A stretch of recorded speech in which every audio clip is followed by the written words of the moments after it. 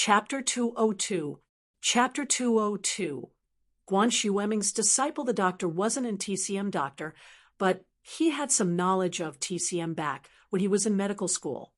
Who in the world would use needles for acupuncture? The needle of the drip wasn't as thick as the needle of a syringe, but it still wouldn't do. The thickness of the needle would cause damage to the nerves and blood vessels, and he hadn't seen any doctors using it before. Of course, that didn't exclude the possibility of emergency situations where there weren't enough needles for acupuncture. Some of the top doctors in TCM would use other needles instead of needles to treat patients, but that required a solid foundation and experience, as well as a strict requirement on the strength of the hand. If the needle was too shallow or too deep, not only would there be no effect, there might even be side effects. Isn't this messing around? Who did this? The doctor was enraged, pointing at Lin Yi. Was it you? What if something happens to the patient if you mess around in the hospital? Won't our hospital be held responsible? Lil Wang, call the police. The doctor was so angry that he ordered the nurse behind him. Okay. The nurse nodded, preparing to call the police. Although Lin Yi knew the people in the police station, Lin Yi didn't want to make a big deal out of it. Moreover, judging from Kong Xiaobo's current state, he might need help with Xiaofan's treatment in the future. So, Lin Yi had no choice but to tell the doctor once and for all. I'm not messing around. I'm Guan Xueming's disciple. Who's Guan Xueming? What? The top doctor in TCM. Guan Xueming? The doctor immediately realized who Guan Xueming was. He looked at Lin Yi in disbelief. He was also a graduate of Songshan Medical University, so he naturally knew of Xueming, a leading figure in the Chinese medicine world. Back then, whether it was Chinese medicine or Western medicine, all of them were proud to be able to listen to Xueming's lecture. If this person was really Guan Xueming's disciple, then it wouldn't be strange for him to use needles like that. Special circumstances were special. Lin Yi nodded. If you don't believe me, I can call him. The doctor saw Lin Yi's solemn expression, and he didn't seem to be lying. He also checked Lan Fen's condition, and there was nothing serious. She was just unconscious, so he somewhat believed Lin Yi's words. Are you really Miracle Dr. Guan's disciple? The doctor asked. I'll make a call. With that, he pulled out his phone and dialed in the number Xueming had left for him. In order to interfere with Xiaofan's treatment in the future, Lin Yi could only bring out Guan Xueming. Xueming had just finished when the phone on the table rang. Xueming furrowed his brows. He'd already strictly told his friends when to pick up the phone, and no matter if they were seeking treatment from him or from the medical world, they were all forbidden from calling between 9 and 11 in the morning. This was Xueming's treatment time. Although Guan Xueming was a little angry, he still picked up the phone after all. Hello? I'm Guan Xueming. Xueming's tone was a little unfriendly. Grandpa Guan, I'm Lin Yi. Lin Yi paused when he heard Xueming's tone. It's Mr. Lin. Xueming was a little excited when he heard Lin Yi's voice. He'd learned a lot from Lin Yi's last visit, and he'd been thinking about the prescriptions and cases Lin Yi had given him. It felt like he was suddenly enlightened. Xueming wasn't sure how to invite Lin Yi for a second visit when Lin Yi took the initiative to call. Xueming was pleasantly surprised. Grandpa Guan, I'm at Songshan's First People's Hospital, and I need to help a patient with acupuncture. I said I'm your disciple, but the doctors here don't believe me. Please prove it for me, Lin Yi said. Disciple? Xueming was surprised. I can't do that. I'm more like your disciple. Xueming wasn't the kind of person who would take advantage of his seniority. If Lin Yi was better than him, then he was better. Therefore, Xueming didn't dare to call himself Lin Yi's teacher. All right, I'll pass the phone to the doctor here. Lin Yi didn't explain further. He believed that Xueming would understand. After Lin Yi finished speaking, he passed the phone to the doctor in the ward. The doctor quickly took the phone in fear and looked at the number on the screen. It was indeed Xueming's home phone. Every medical student knew about Xueming's home phone. It wasn't a secret, since it was recorded in the school's contact handbook. After confirming that it was Xuemin, the doctor said carefully, "Professor Guan, I'm Wang Ligua from Songshan's First People's Hospital. I graduated in 2003, and I'm your student." Wang Ligua didn't care whether Xuemin remembered him or not. He graduated from Songshan Medical College and listened to Xuemin's class. This honor was enough to make others jealous. "Oh, little Wang, Lin Yi's knowledge in Chinese medicine is no less than mine. If he has any suggestions, just listen to him." Xuemin was a practical person. He didn't want to become Lin Yi's teacher for no reason. Therefore, he could only give a vague hint. "Don't worry, Professor Guan." Wang Ligua was shocked. It seemed like Lin Yi had already graduated to receive such praise from Xuemin. After hanging up the phone, Wang Ligua's attitude immediately changed. "I'm sorry, Mr. Lin. I didn't know you were Professor Guan's disciple. I offended you just now." "It's fine." Lin Yi waved his hand. "It was an emergency. I had no choice. I'll leave the rest of the treatment to you." "No problem, Mr. Lin. Don't worry, I'll follow up personally." With this relationship, Wang Ligua would naturally pay more attention to Lan Fun's condition. Song Huiping thought that her words caused trouble for Lin Yi. She didn't know how to explain herself. She didn't expect that one call from Lin Yi would change Dr. Wang's attitude and make him even more respectful. Of course, the most surprised person was Tang Yun. She looked at Lin Yi in confusion. However, there were too many people here. Even if she had questions, she didn't ask. "Ani, there's nothing else here." "Xiaobo. And I will go back first. We'll visit Xiaofan after her condition stabilizes." Lin Yi saw that there was nothing else for him to do here. He stood up and prepared to leave. Kong Xiaobo heard Lin Yi's words. He didn't want to leave, but after receiving a glare from Lin Yi, he obediently prepared to leave. Tang Yun and Lu Xinwen naturally stayed to take care of Xiaofan. Lin Yi and Kong Xiaobo left the hospital. Chapter 203. The loser will confess, "I know a little." Lin Yi nodded.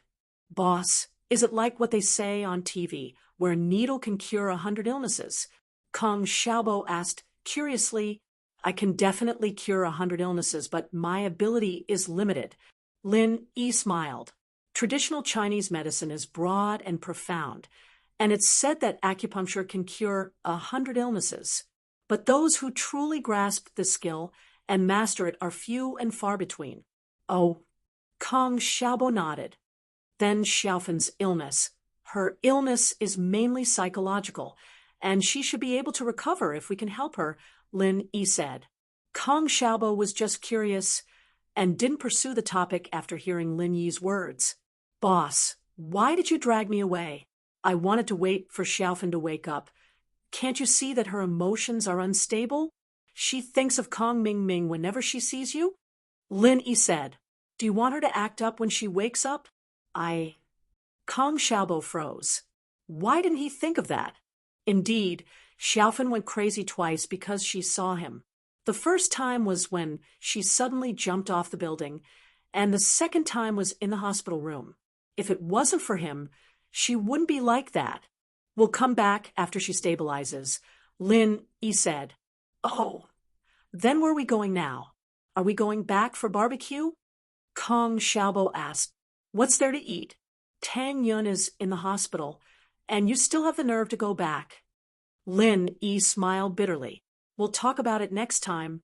"That's true, but it's not like we didn't gain anything today." Kong Xiaobo was excited to be able to have intimate contact with Lan Fin today. "Who is that Kong Mingming to you?" In the car, Lin Yi suddenly asked. Previously, when Lu Xinwen mentioned the name Kong Mingming, Lin Yi noticed that Kong Xiaobo's expression was a bit abnormal. This person looked similar to Kong Xiaobo, and they both had the surname Kong, so it was not difficult to infer that they should be related. "Boss." Xiaobo clenched his fist. "I won't lie to you. He's the one I told you about. The grandson of my eldest grandpa, my second cousin. Just as I expected." Lin Yi nodded. "Xiaobo, what do you think?" Kong Xiaobo lowered his head and became silent. Lin Yi didn't rush him to answer. Instead, he quietly drove in Menyao's villa. Su Shirhan's concert is amazing. It'd be great if I could be there, Yushu said as she turned off the TV. Yao Yao, why don't you talk to Uncle Chu and ask him to sponsor Su Shirhan for a concert here? Daddy's company isn't some kid's playhouse. You can't just do whatever you want. Meng Yao said as she patted Yushu. Shu, are you big boobs and no brains? My boobs aren't big. It's Yao Yao that's too small. Lingshan is the one who's big. Yushu, of course, wouldn't allow herself to be deformed. She had the perfect body. What do you mean my boobs are too small? Can't I develop late? Meng Yao raged. With those boobs of yours, you'll become a burden sooner or later. I don't think so, right? Yushu made a face at Meng Yao, not daring to say anything else. She quickly changed the topic. Yao Yao, what should we play? How would I know? Meng Yao was still angry. Maybe we should go shopping? Yushu suggested. No way.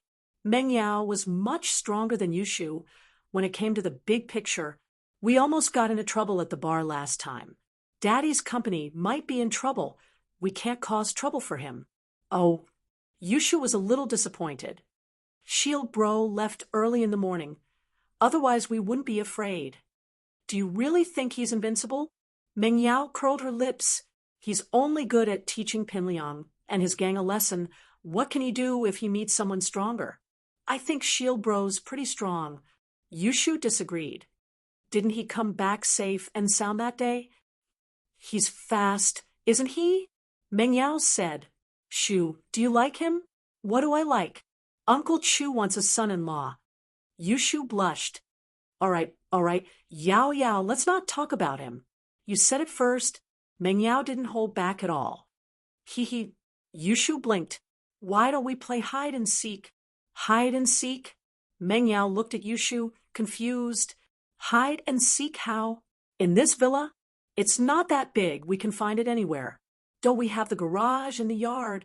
Yushu wasn't someone who could stay idle. We'll each hide once, and each person has 10 minutes to find the other person. Whoever can't find the other person loses. Yeah, it's more fun if there's a time limit. Meng Yao remembered the hide and seek they used to play when they were younger. It was a little nostalgic now. Right? Yushu was happy to see Meng Yao agree. Let's set something else. It'll be fun. It won't be exciting anymore. Something? What do you want? Meng Yao asked. Forget about money. I'm not interested. It wasn't surprising after all. Neither of them needed money, and 100 or 200 wasn't worth it at all. How low would that be? Yushu shook her head. Let's play something more exciting. What exciting? Meng Yao's interest was piqued. Their 12th year was boring. They could always find time to go on a trip every year. But now that they were in the 12th year, they didn't even have a chance to go far. Every day was between school and home, and it was extremely boring. The loser has to confess to Shield Bro tonight. What do you think? Yushu suggested as she looked at Meng Yao mischievously. Wah? Meng Yao didn't know how to react to Yushu's words. It took her a while to respond. Shu, why are you so bad? Aren't you afraid that you'll be the one who loses? How do you know that I'll lose for sure? But I might not win, so we both have a 50% chance of winning. It's more exciting, Yushu said. But isn't this a little too much? Meng Yao hesitated. It was just as Yushu said. It was a lot more exciting. But wasn't this a little too much? What if she lost? Confess to Lin Yi? Why didn't he just kill her? Think about it, Yao Yao. You have a big chance of winning. This is your villa. You're more familiar with it than I am, right? Yushu tempted. Chapter 204. Chapter 204. Treacherous in the first round, Meng Yao would hide first, while Yushu would search. According to the rules, Yushu would hide in the washroom on the first floor and shut the door. She wouldn't be allowed to come out until Meng Yao rang her phone to let her know that she was safe. Yao Yao, just wait for your confession tonight. Ha! Yushu giggled evilly in the washroom. She'd found a perfect hiding spot before suggesting the game of hide and seek. She believed that Meng Yao wouldn't be able to find it any time soon. Yushu was confident that she'd win, which was why she'd suggested such a bet. She was sure that she'd win, and Meng Yao would lose. Yushu's phone vibrated a while later. It was Meng Yao's number. She hung up the phone and walked out of the washroom. Yushu wasn't in a hurry to look for Meng Yao's hiding place after exiting the washroom. She stood in the living room and started observing the place. This was Meng Yao's house, but Yushu had been living in Meng Yao's house since she was 14. She couldn't be more familiar with the place. Meng Yao's hiding spot couldn't be a normal place, and it couldn't be some corner of the house. After all, Yushu knew every corner of the house she knew, and Yushu would search those places one by one. As a result, Yushu wasn't in a hurry to search those corners of the house, since Meng Yao wouldn't be hiding there waiting for her to find her. A sly smile formed on Yushu's lips as she looked at Lin Yi's room. Lin Yi's door had been left ajar during the concert, and Yushu hadn't gone to look at Lin Yi's room on purpose. She'd glanced at Lin Yi's room out of guilt when she talked about confessing to Shield Bro, and so she'd memorized the appearance of Lin Yi's door. But right now, Lin Yi's door was completely shut. Where else could Meng Yao be, if not in the room? Yushu tiptoed to Lin Yi's room and opened the door with a smile. Yao Yao sis, come out. I can already see you. With that, Yushu waited for Meng Yao to come out of the room with a confident look on her face. But Meng Yao hadn't come out of the room for a long time, and Yushu was starting to panic. Yao Yao sis, don't hide anymore. Come out. Yushu walked into the room as she spoke. Yushu wasn't unfamiliar with Lin Yi's room. She'd been there once before, when Lin Yi was changing his pants.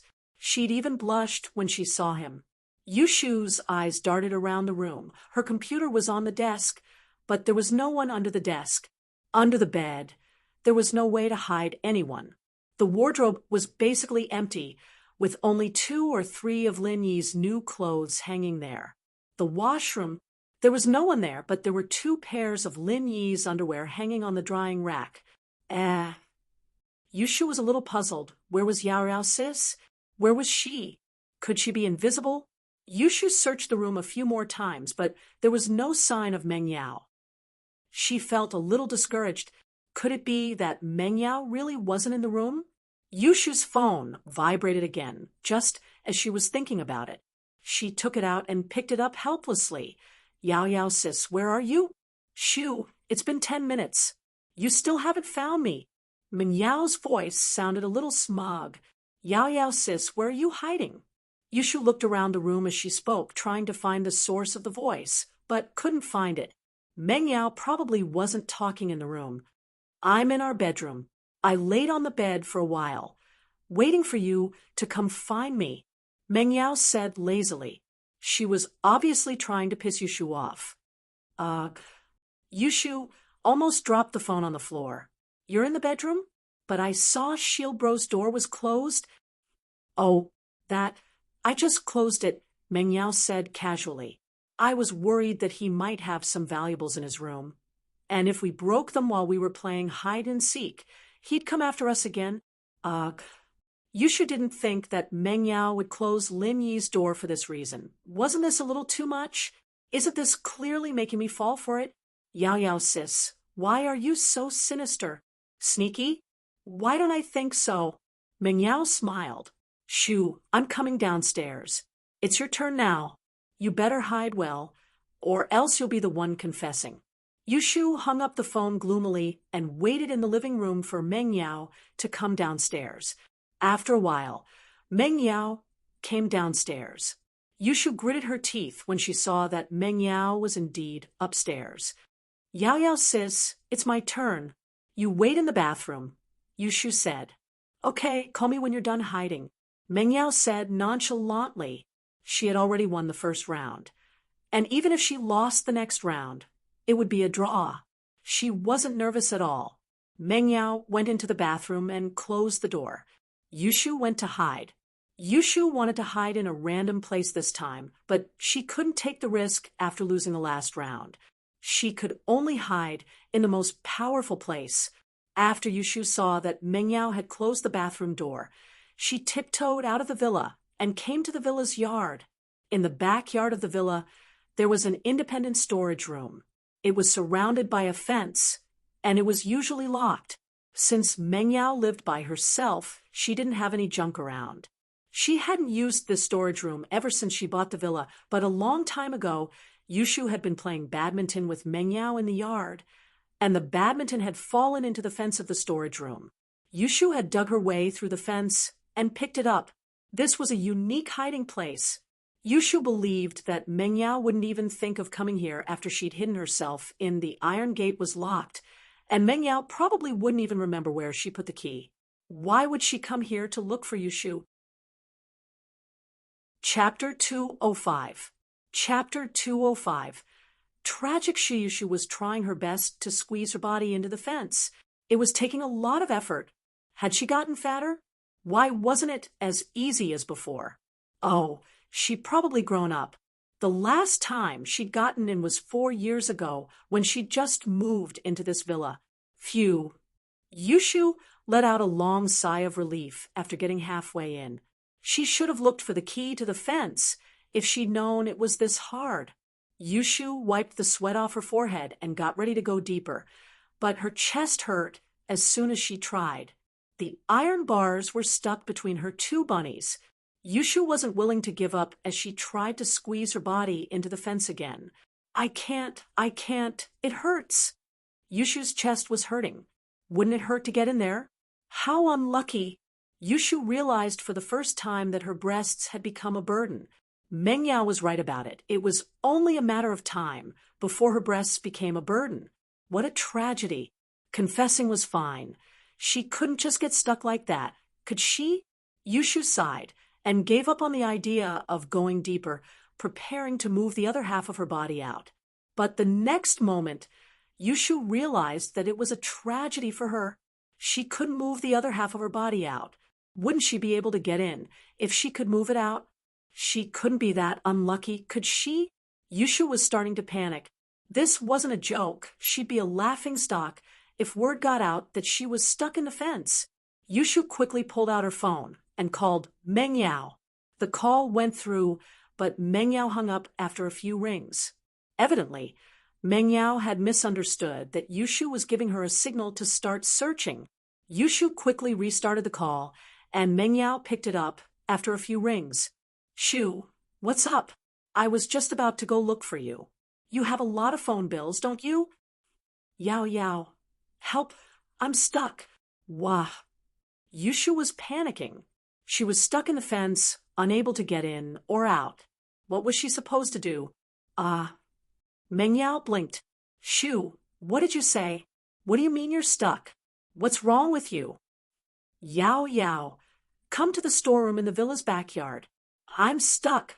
Hurry, I can't hold on any longer, Yushu said urgently. Oh, then wait for me. I'll be right there. Yushu didn't sound like she was making things up. She really did seem to be in trouble. She hung up and ran out of the villa, heading for the storeroom in the backyard. They hadn't even reached the storeroom when they saw Yushu hanging from a metal fence. Shu, what are you doing? Meng Yao asked, puzzled. Yao, sis, save me. Yushu waved at Meng Yao as soon as she saw Meng Yao. She was really a little scared. She was stuck inside. What if she couldn't get out? Meng Yao took a few steps closer to see what was going on. Yushu had managed to squeeze through the bars on the right, but couldn't get through on the left. The bars were stuck between the two boobs. Puffed. Ha ha. Meng Yao couldn't hold it in anymore. How could this work? Yao, why are you still laughing? I'm stuck. Yushu was on the verge of tears. Shu, you're so sad. Meng Yao couldn't hold back her laughter.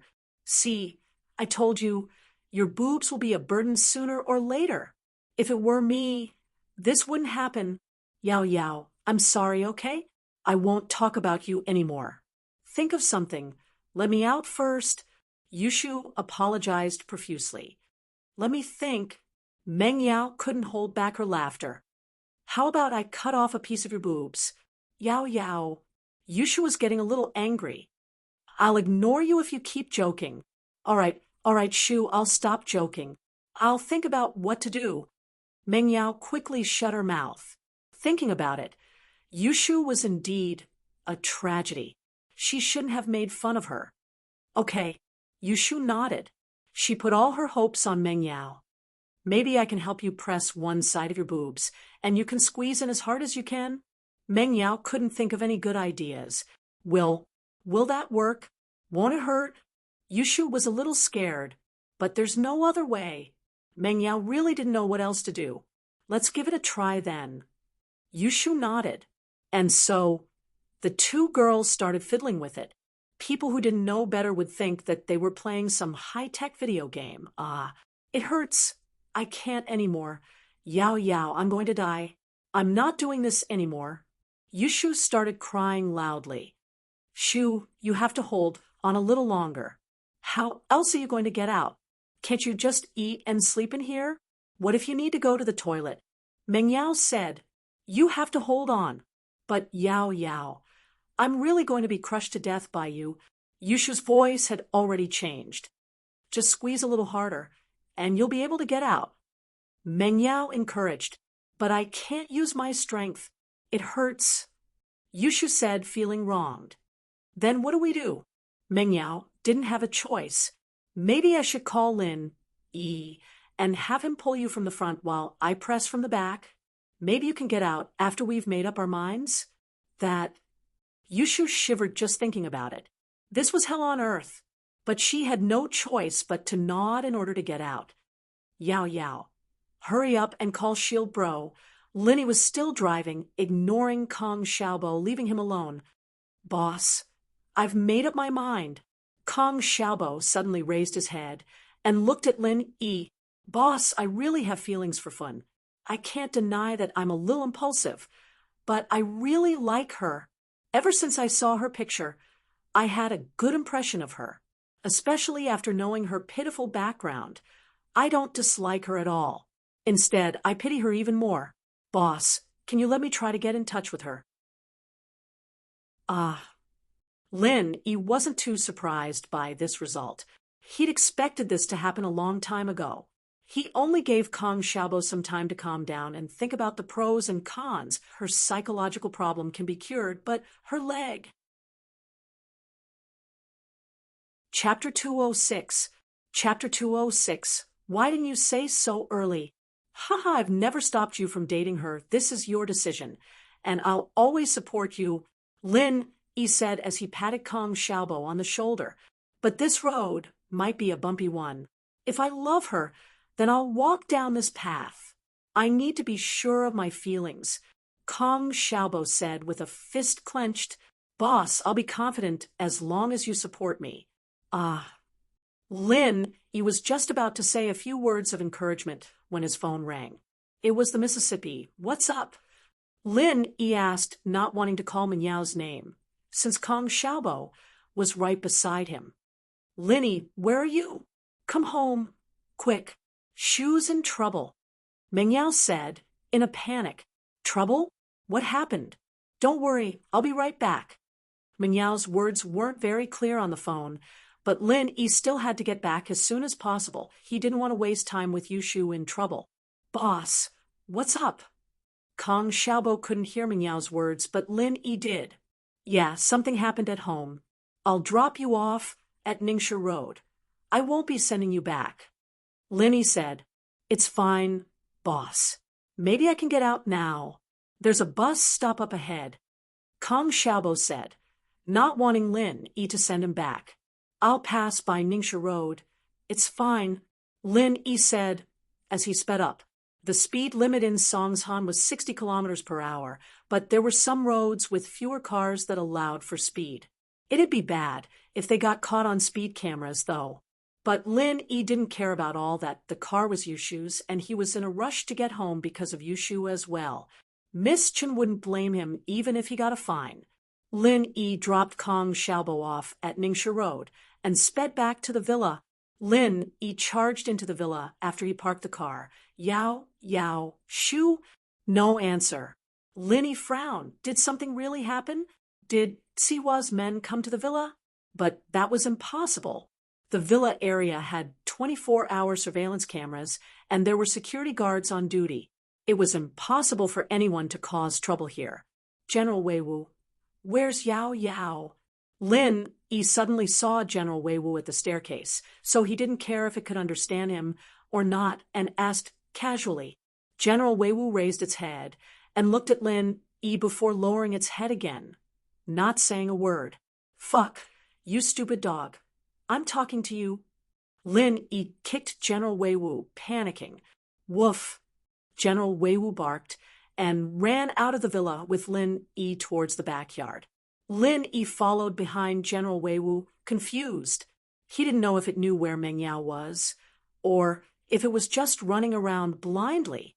But when he reached the backyard, Lin Yi saw Meng Yao and Yushu standing there, perfectly fine. What happened? Did these two girls have nothing better to do, so they decided to play with him? You guys. Lin Yi was just about to ask what was going on when he realized something was wrong. Half of Yushu's body was stuck in the fence, and the other half was stuck outside. What kind of position was this? Lin Yi, come quick. Shu's stuck. She can't get out. She can't get in. She can't get out. What should we do? Meng Yao waved at Lin Yi anxiously. Ugh. Lin Yi was a little confused. Shu, why are you in there? I'm playing hide and seek with Yao Yao. I wanted to hide in there, but I ended up like this halfway through. Shield bro, help. Yushu wasn't as worried after seeing Lin Yi, but she still wanted to get out as soon as possible. Hide and seek? Buffed. Ha ha. Lin Yi couldn't help but laugh. He scratched his head awkwardly when he saw Yushu's murderous gaze. I'm far from help. I won't die even if I'm stuck in there. I won't die, but I can't be stuck either. Yushu panicked. Yao Yao. Tell Shield bro your idea. See if you can get me out. Oh, okay. Meng Yao nodded and turned to Lin Yi. You climb over the fence and pull Shu's hand over there. I'll press down on her.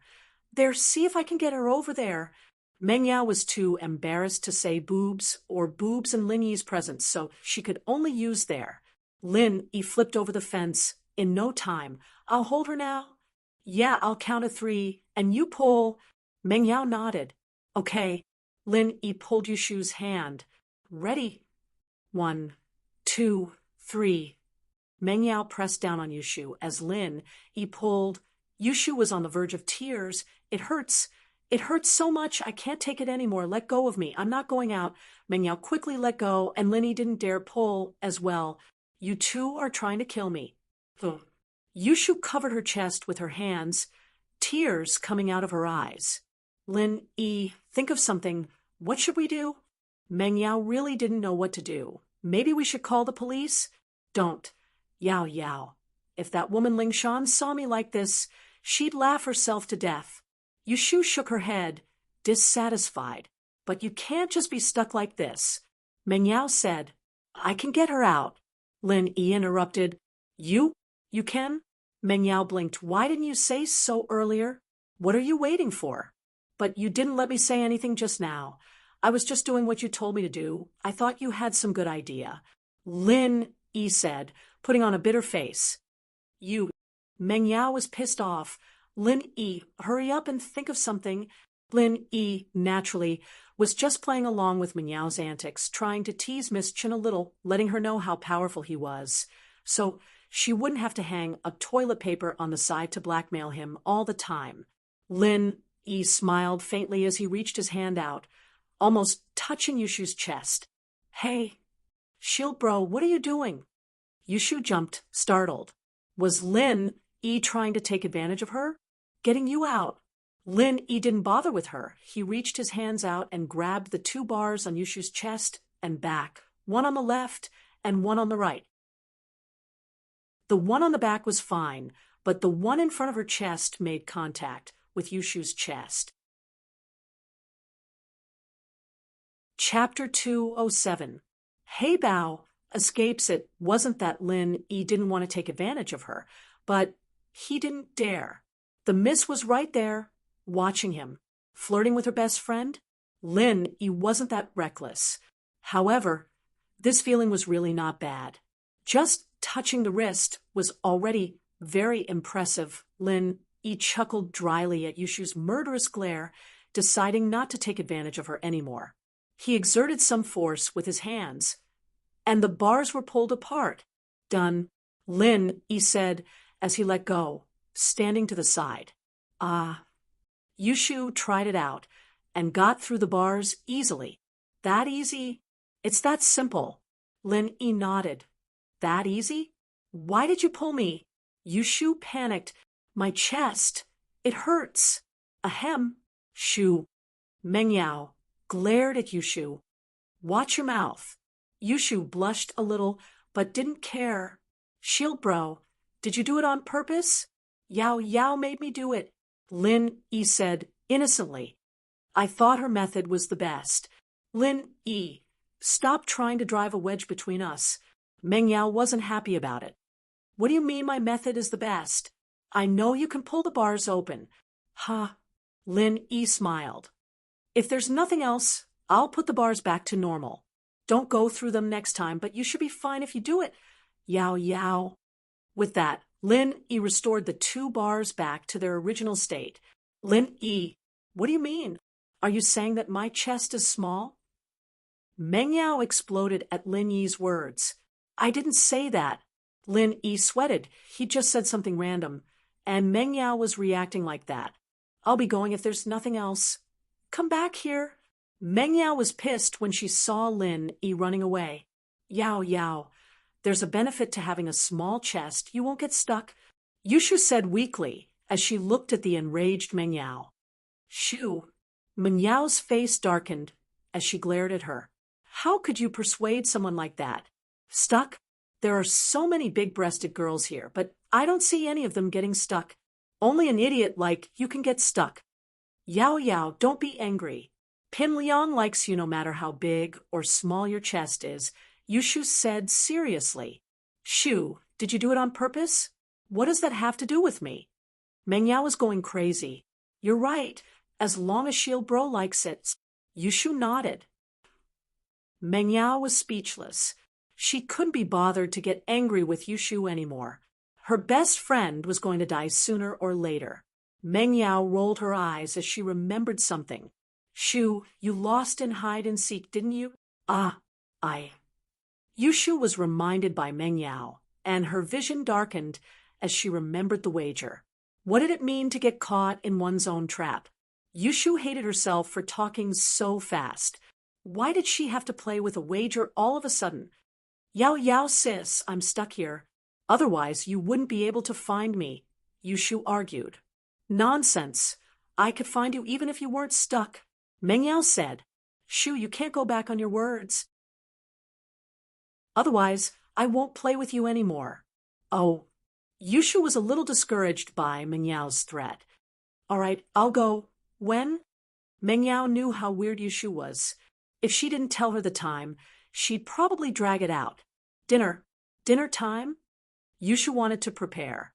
Yao Yao, you have to give me time to prepare. All right, dinner time then. Meng Yao nodded. You can't go back on your words. Got it. Yao Yao. Yushu's face was bitter. But what if Shield Bro takes it seriously? That's not good. If he takes it seriously, you'll marry him. You seem to like him. Meng Yao curled her lips. She didn't know why, but she didn't feel comfortable. Wah, then if I marry him, you'll marry him too? Yushu acted like she didn't understand. Yao Yao, you're so cunning. You like Shield Bro, but you're using me as the vanguard. Shu, what kind of nonsense are you talking about? Who likes him? Meng Yao covered Yushu's mouth. She wouldn't let Lin Yi hear her. Would she? How embarrassing. She didn't know what Shu was thinking. She used to make a joke when she was young, and she always took it seriously. She wasn't an idiot. Why would she like to be a mistress? He. Yushu smiled without saying anything. I won't say anything. Yao Yao. You'll cover my mouth again if I do. Humph. I'm telling you, you're not allowed to tell him in advance. I'll be watching you. Meng Yao was getting pissed. She wasn't giving Yushu any leeway at all. Ah, that was indeed what Yushu was planning to do. She'd secretly contact Shield Bro and tell him to put on a show with her tonight, but she didn't expect Meng Yao to cut her off first. She wouldn't have pissed Meng Yao off if she'd known this was going to happen. She'd be in trouble after pissing Meng Yao off. She'd thought that Yao Yao would forget about it after some *** ting. Yushu's eyes rolled around, but she couldn't think of a good solution. She sighed dejectedly. All right, Yao Yao, I'll confess. That's more like it. Good kids do what they say. Meng Yao nodded before pulling Yushu back to the villa. Lin Yi had returned to the villa a long time ago. He called Faubert to get him to fix his car, but the guy was driving Pingzhan to a business event in a neighboring city. He wouldn't be back anytime soon. Lin Yi got a call from Lingshan not long after he hung up. Lin Yi hesitated for a moment before picking it up. What's up? You're not asking me to go arrest someone again, are you? Lin Yi. Hey Bao escaped. Lingshan's urgent voice came from the other side of the phone. Hey Bao, escaped? Lin Yi blinked. Yes, just this afternoon on the way to the detention center.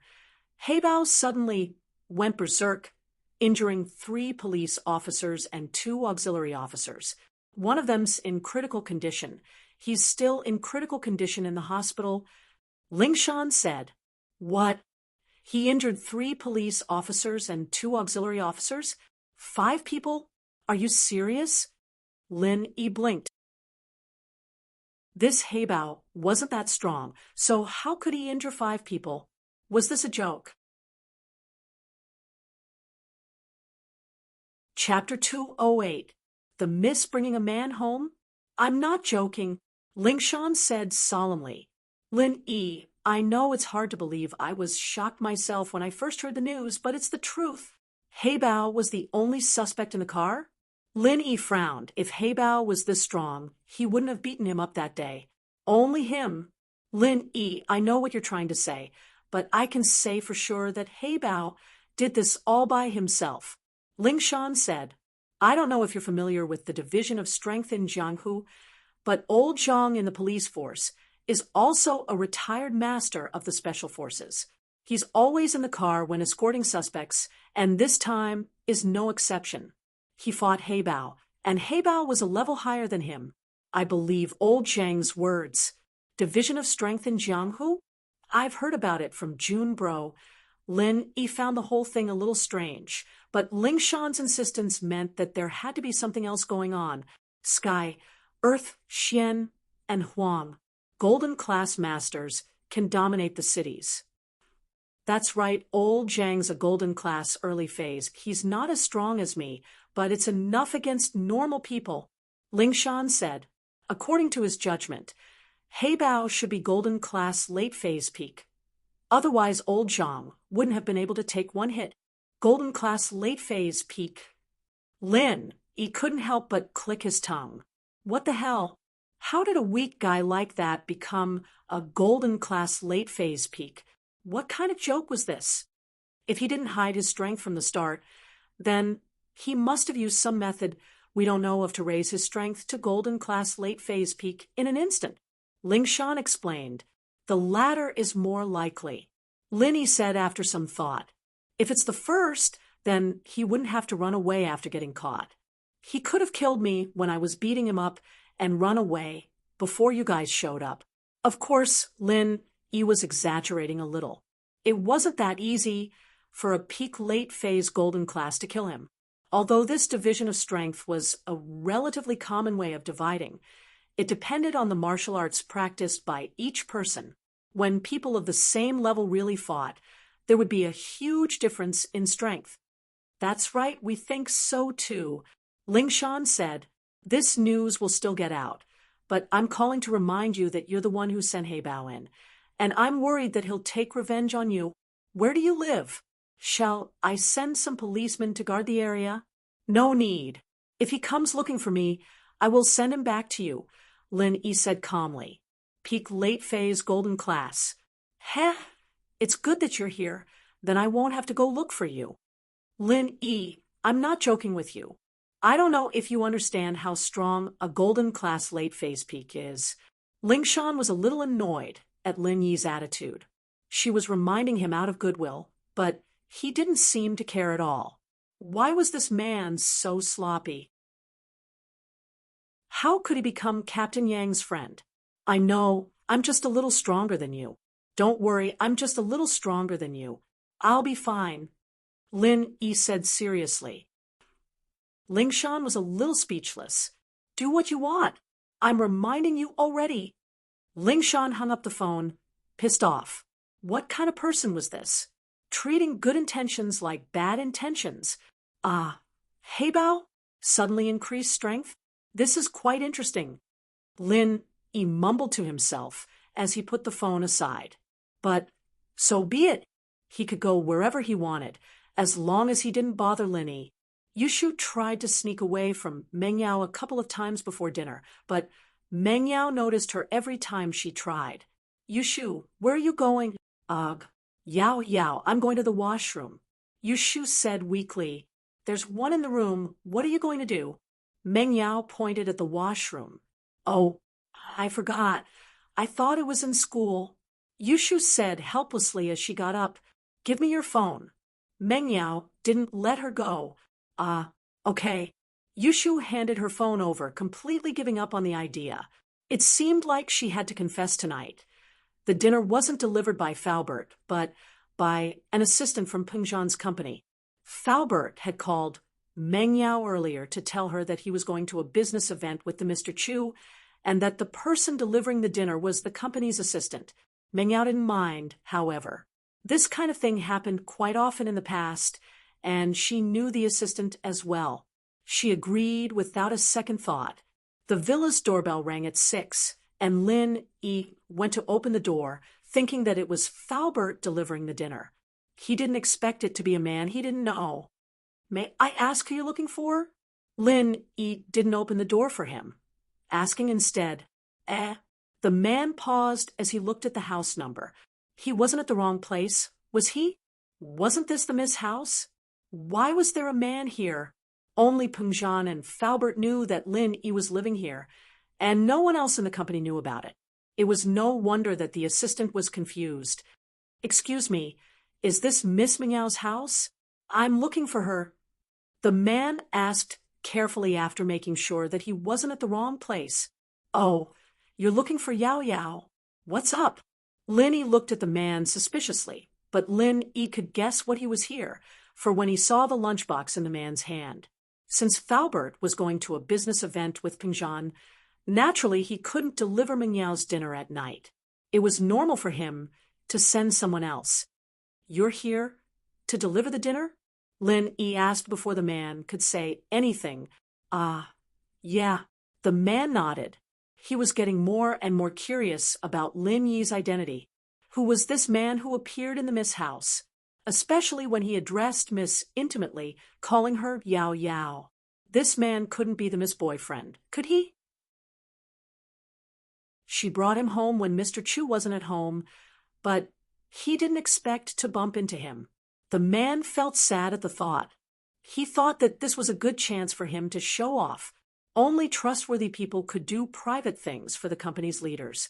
Others couldn't do it even if they wanted to. But he was so unlucky that he bumped into the Miss boyfriend. If he found out about the Miss puppy love, how could he get over it? If the Miss got angry and said bad things about him in front of Mr. Chu, thinking that his bright future had become so gloomy, the man felt sad for a while. Chapter 209. Chapter 209. Cunning Shu, do you have identification? Lin Yi had a guess as to why the man was here, but he still made sure to check it carefully. This was a critical time, after all, and it wasn't the time to be messing around. What if the man was a fake and had come with a box of poison? I do. The man wasn't expecting Lin Yi to be this careful. He reached for his employee card. Meng Yao and Yushu heard the doorbell ringing. As well, Meng Yao remembered that Faubert wasn't the one delivering the food today, and Lin Yi might not know who it was. She pulled Yushu downstairs. She was afraid that Yushu would use this opportunity to contact Lin Yi. so she dragged Yushu with her wherever she went. Assistant Zhang, you're here.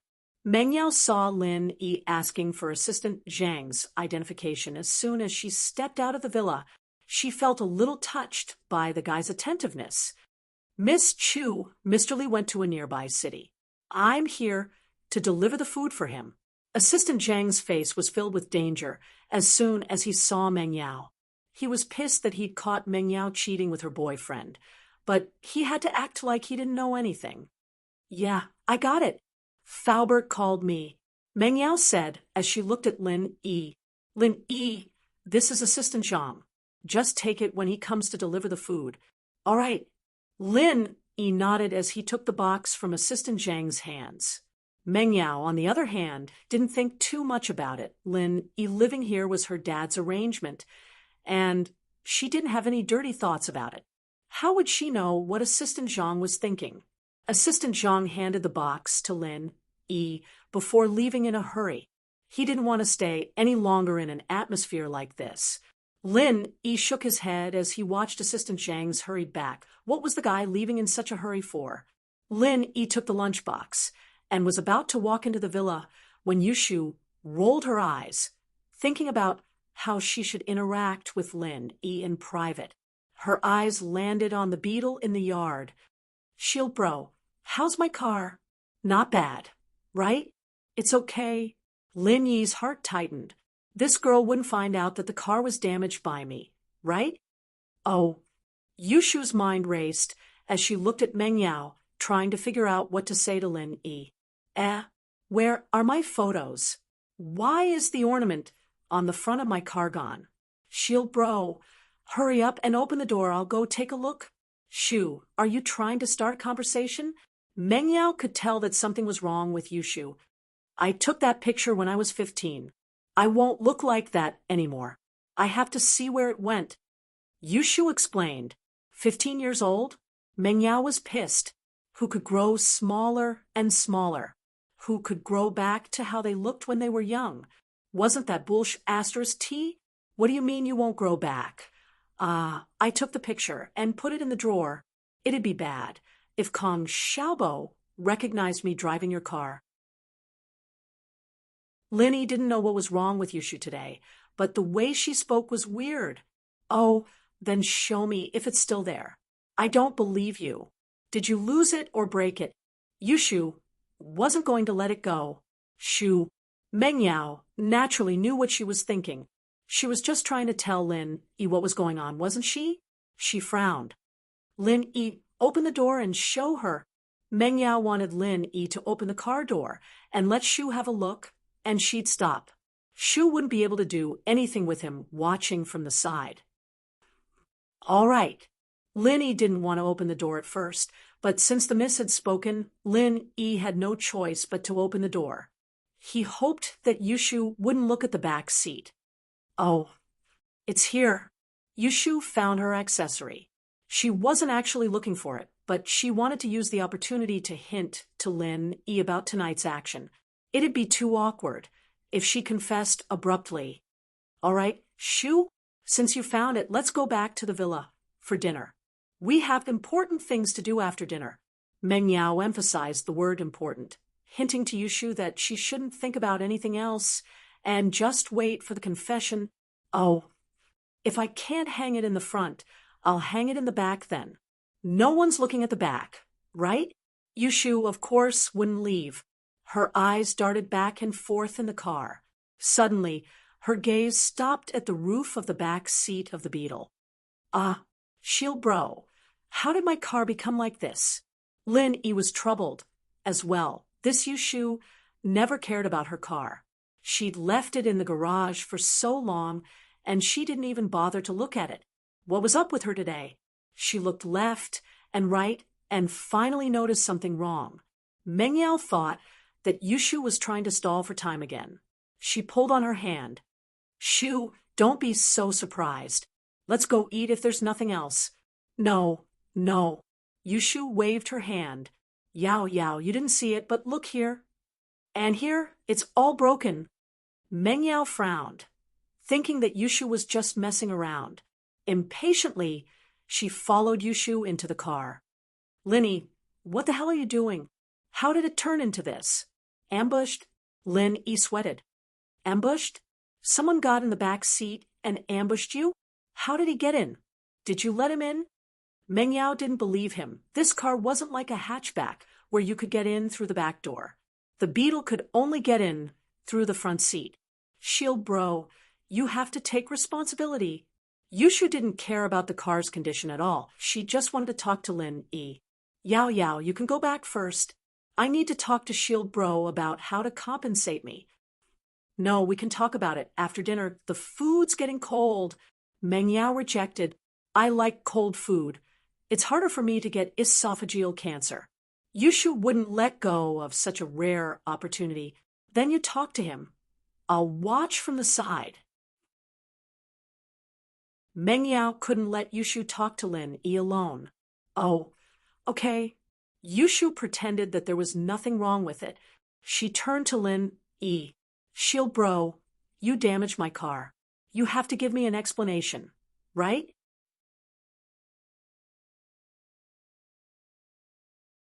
Chapter 210. Reaching an agreement, of course.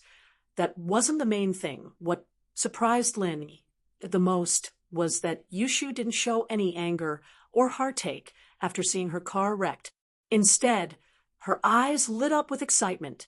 It was as if her car being wrecked was something to be happy about. Yushu sounded like she cared about it, but Lin E could see something else in her eyes. Yushu wasn't angry about her car being wrecked at all. Could it be that she had some ulterior motive? Lin E felt that the two girls were hiding something from him as he watched Meng Yao rush them. What do you mean? You're not going to ask me to marry you, are you? Lin E said innocently as he looked at Yushu. Ugh. Yushu paused at Lin Yi's words. She was already worried about the confession. And now that Lin Yi was talking about marrying her, she couldn't help but blush. At that moment, Meng Yao's phone rang. She took it out and saw that it was her dad's number. Meng Yao didn't want to be distracted at a time like this, but she couldn't just ignore the call. Hello, Daddy? Meng Yao picked up. Yao Yao, I'm having a meeting in a nearby city. I asked Zhang to send you guys dinner. Is he here already? Peng Zhan's voice sounded from the other side of the phone. Yeah, he just left. Meng Yao was a little impatient. She wanted to end the call as soon as possible. On the other side, Yushu whispered to Lin E while Meng Yao was on the phone. Shield bro, put on a show with me after dinner, and we'll forget about the car. Got it? What? Lin E was just about to ask what show she was going to put on when Yushu interrupted him loudly. Shield bro, you broke my car. You have to promise me one thing. I haven't thought about it yet. I'll tell you when I'm done. Yushu said loudly. She was afraid that Lin Yi's questions would attract Meng Yao's attention. Seeing how secretive Yushu was, Lin Yi understood that she was hiding something from Meng Yao. Lin Yi could have rejected the offer at all, since he was hired by Peng Zhan, and Meng Yao was his first responsibility. But Yushu was using the car as an excuse, and Lin Yi could only nod in agreement. Shu, lower your voice. Meng Yao frowned, as she couldn't hear her dad's voice clearly. Yao Yao, are you talking with Shu? All right, there's nothing else. I'll be going back tomorrow. See you later. Peng Zhan hung up the phone in a hurry after hearing her daughter's words. Oh, okay. Bye, Daddy. Meng Yao hung up. His eyes were on Yushu. Shu, what are you trying to do? Nothing. Yushu stuck her tongue out. I want Shield Bro to compensate me, but I haven't thought about what I want yet, so I asked him to promise me something. Shield Bro, you haven't said anything yet. All right. Linny knew that she was putting on an act, so he agreed. Then it's a deal. Yushu nodded with a smile before turning to Meng Yao. Yao Yao, Shield Bro, and I've come to an agreement on the car. Let's have dinner. Wow, there's braised anchovies, my favorite. La la la. Yushu nodded with a grin before turning to Meng Yao. With that, Yushu snatched the lunchbox from Lin Yi's hands and ran into the villa. Meng Yao looked at Yushu, puzzled. What was wrong with her? Why was she acting so crazy? Did she tell Lin E already? It didn't seem like it. She kept staring at her, and Yushu didn't have time to say anything. She looked at Lin E. What's wrong with Shu? How would I know? Lin E shrugged. If I hadn't seen her chest in the afternoon, I would have thought it was her head. Don't talk nonsense. Meng Yao rolled her eyes at Lin E.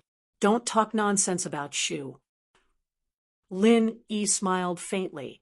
You've been blinded by Shu, and you're still speaking up for her? The two walked into the villa, and Yushu had already placed the dishes on the dining table. She had 3 sets of utensils, and each of them had a bowl of rice. Yushu was in a great mood now that her worries were gone. She was almost humming a tune. Of course, she couldn't let Meng Yao see that, or she'd be done for. Meng Yao was a little confused at how diligent Yushu was, but she didn't say anything. She sat down at her usual seat and saw that Lin E was still standing there. She pointed at the other side of the table. You eat too, you can eat with us next time, so we don't have to leave room for you. Ah. Okay. Lin Yi's status in the family had risen noticeably. From the leftovers they could only eat at the beginning to saving some for themselves, and now they were eating together. It seemed that Meng Yao was slowly accepting the fact that she was a part of the family as well. Yushu, on the other hand, didn't seem to mind. The girl didn't have a temper, nor did she have a temper, and was easy to get along with. It was just that the things she did made people's hair stand on end. Yao Yao, today's braised fish is really good. Do you want to try it? Yushu said, as she put a piece of the fish into Meng Yao's mouth. It was delicious. Shu, do you have ADHD today? I don't see you like this usually. Meng Yao couldn't take it anymore. Yao Yao, yeah. I'm about to take an important step in my life, so I'm excited. Yushu said. Meng Yao didn't know what to say. An important step? Did you really think that confession was real? An important step? Meng Yao wasn't happy at the thought. You're just joking. Why are you being so serious? Lin E ate the food on the table quietly. Lin E didn't like to talk much during meal times, especially when it was a topic he couldn't join in on. Lin E didn't want to say anything either. Be it Meng Yao or Yushu, both of them were acting weird today. He didn't know what Yushu was talking about when she said he'd play along with her. It was a little weird. Meng Yao thought about how Yushu would embarrass herself later, and the shocked expression on Lin Yi's face after the confession. That bit of unhappiness in Meng Yao's heart vanished. It was time for Yushu to embarrass herself. The girl had been messing with her all these years, and she didn't even have the chance to do it. She was the sister, after all. For example, if Yushu wanted to eat grilled squid, she'd tell Pin Liang that it was Meng Yao who wanted to eat it, and Pin Liang would skip class and run a few miles to buy some grilled squid skewers, and Yushu would eat them happily. And if she wanted to hear firecrackers during New Year, she'd tell Pin Liang that she wanted to hear it. Pin Liang fell for it again.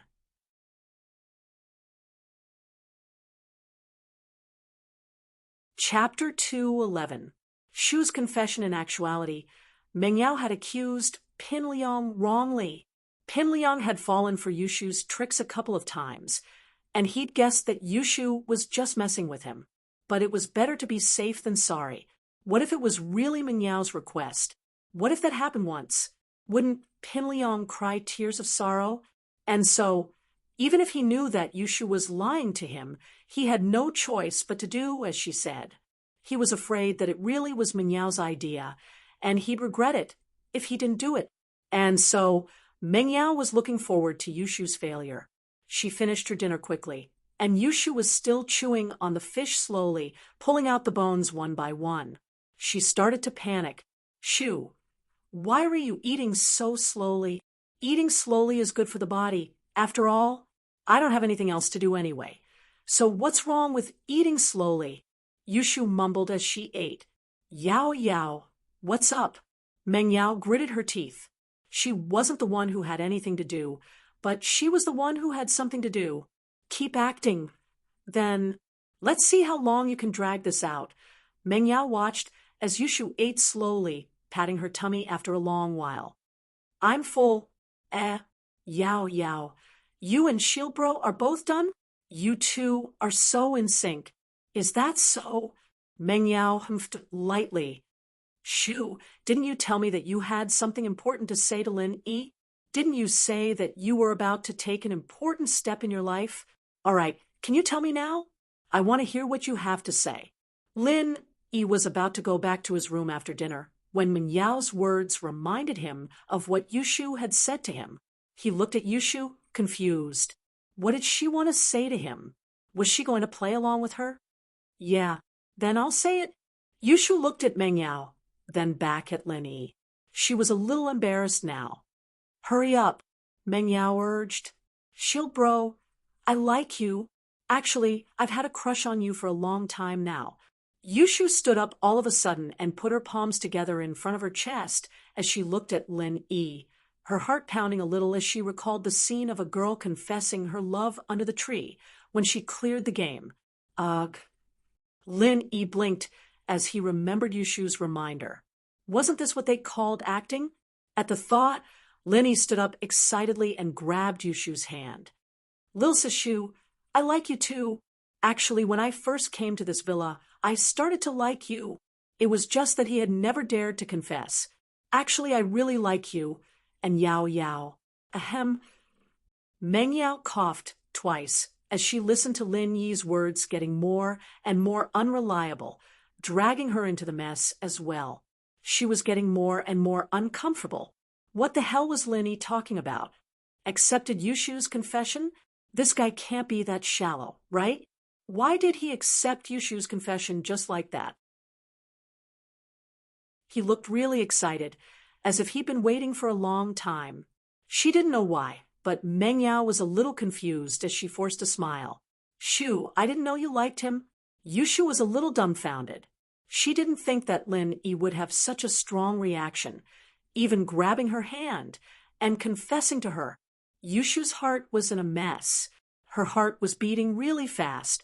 Shieldbro liked her? It couldn't be, right? She'd always thought that he liked Yao Yao sis. But she'd just told him to put on an act with her, so he should be acting now, right? Yushu let out a sigh of relief at the thought, but at the same time, she felt a little disappointed. Would Shieldbro accept her if she really did confess? Yushu blushed a little. The sudden cough from Meng Yao snapped Yushu back to reality as she looked at Meng Yao, a little embarrassed. Yao Yao sis, I'm done with my confession, so don't bring it up again. Lin Yi, aren't you going to say something about it? Meng Yao was a little curious. Lin Yi was so excited earlier. Why did he seem to be back to normal in the blink of an eye? Say what? Lin Yi sat there, looking at Meng Yao. I said it, she confessed, and I accepted. That's it? Aren't you excited? Meng Yao was a little surprised. What's there to be excited about? Who knows if she's telling the truth or not? Lin Yi shrugged. She's always been this crazy. Ugh. Meng Yao opened her mouth, but didn't say anything.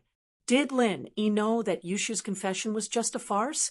Meng Yao was a little disappointed, but at the same time, she was happy. So Lin Yi wasn't accepting Shu's confession?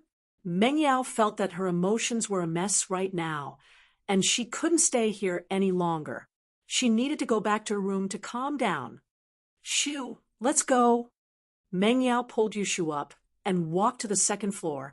Leaving Lin Yi alone in the dining room, Yushu turned around and made a face at Lin Yi, as if the confession hadn't happened at all. Lin Yi smiled. What the hell were these two girls doing? He put away the leftover fish and some side dishes, preparing to make a meal of potatoes with the fish the next morning. After that, Lin Yi went back to his room. Lin Yi was prepared for Yushu's confession, so he didn't think too much about it. Meng Yao, on the other hand, started to worry as she went upstairs. What if it wasn't Shu who got stuck today, and she lost instead? Would he confess his love to her? Would Lin Yi take it seriously if it were her? She wasn't like Shu, who didn't trust her words and actions. Maybe Lin Yi would believe her then. At that thought, Meng Yao suddenly felt a little annoyed at herself for acting so smart today. She should have just hid in Lin Yi's room and let Shu find her. But why was she confessing to Lin Yi? She didn't even like him? Meng Yao suddenly thought of this and shook her head to get rid of the messy thoughts she'd been having. Yao Yao, what are you doing? Yushu followed Meng Yao up to the second floor, confused by Meng Yao's reaction. Shu, why doesn't he believe your confession? Meng Yao didn't know what she was talking about. Her emotions were all over the place. Oh, maybe it's because people don't always believe my words. Yushu rubbed her head. Do I always do stupid things? Maybe. Meng Yao nodded. All right, Shu, I'm sorry I went overboard today. I shouldn't have forced you to confess to Lin Yi. It's not good for your reputation. Thank goodness Lin Yi didn't believe it. How else would you get a boyfriend?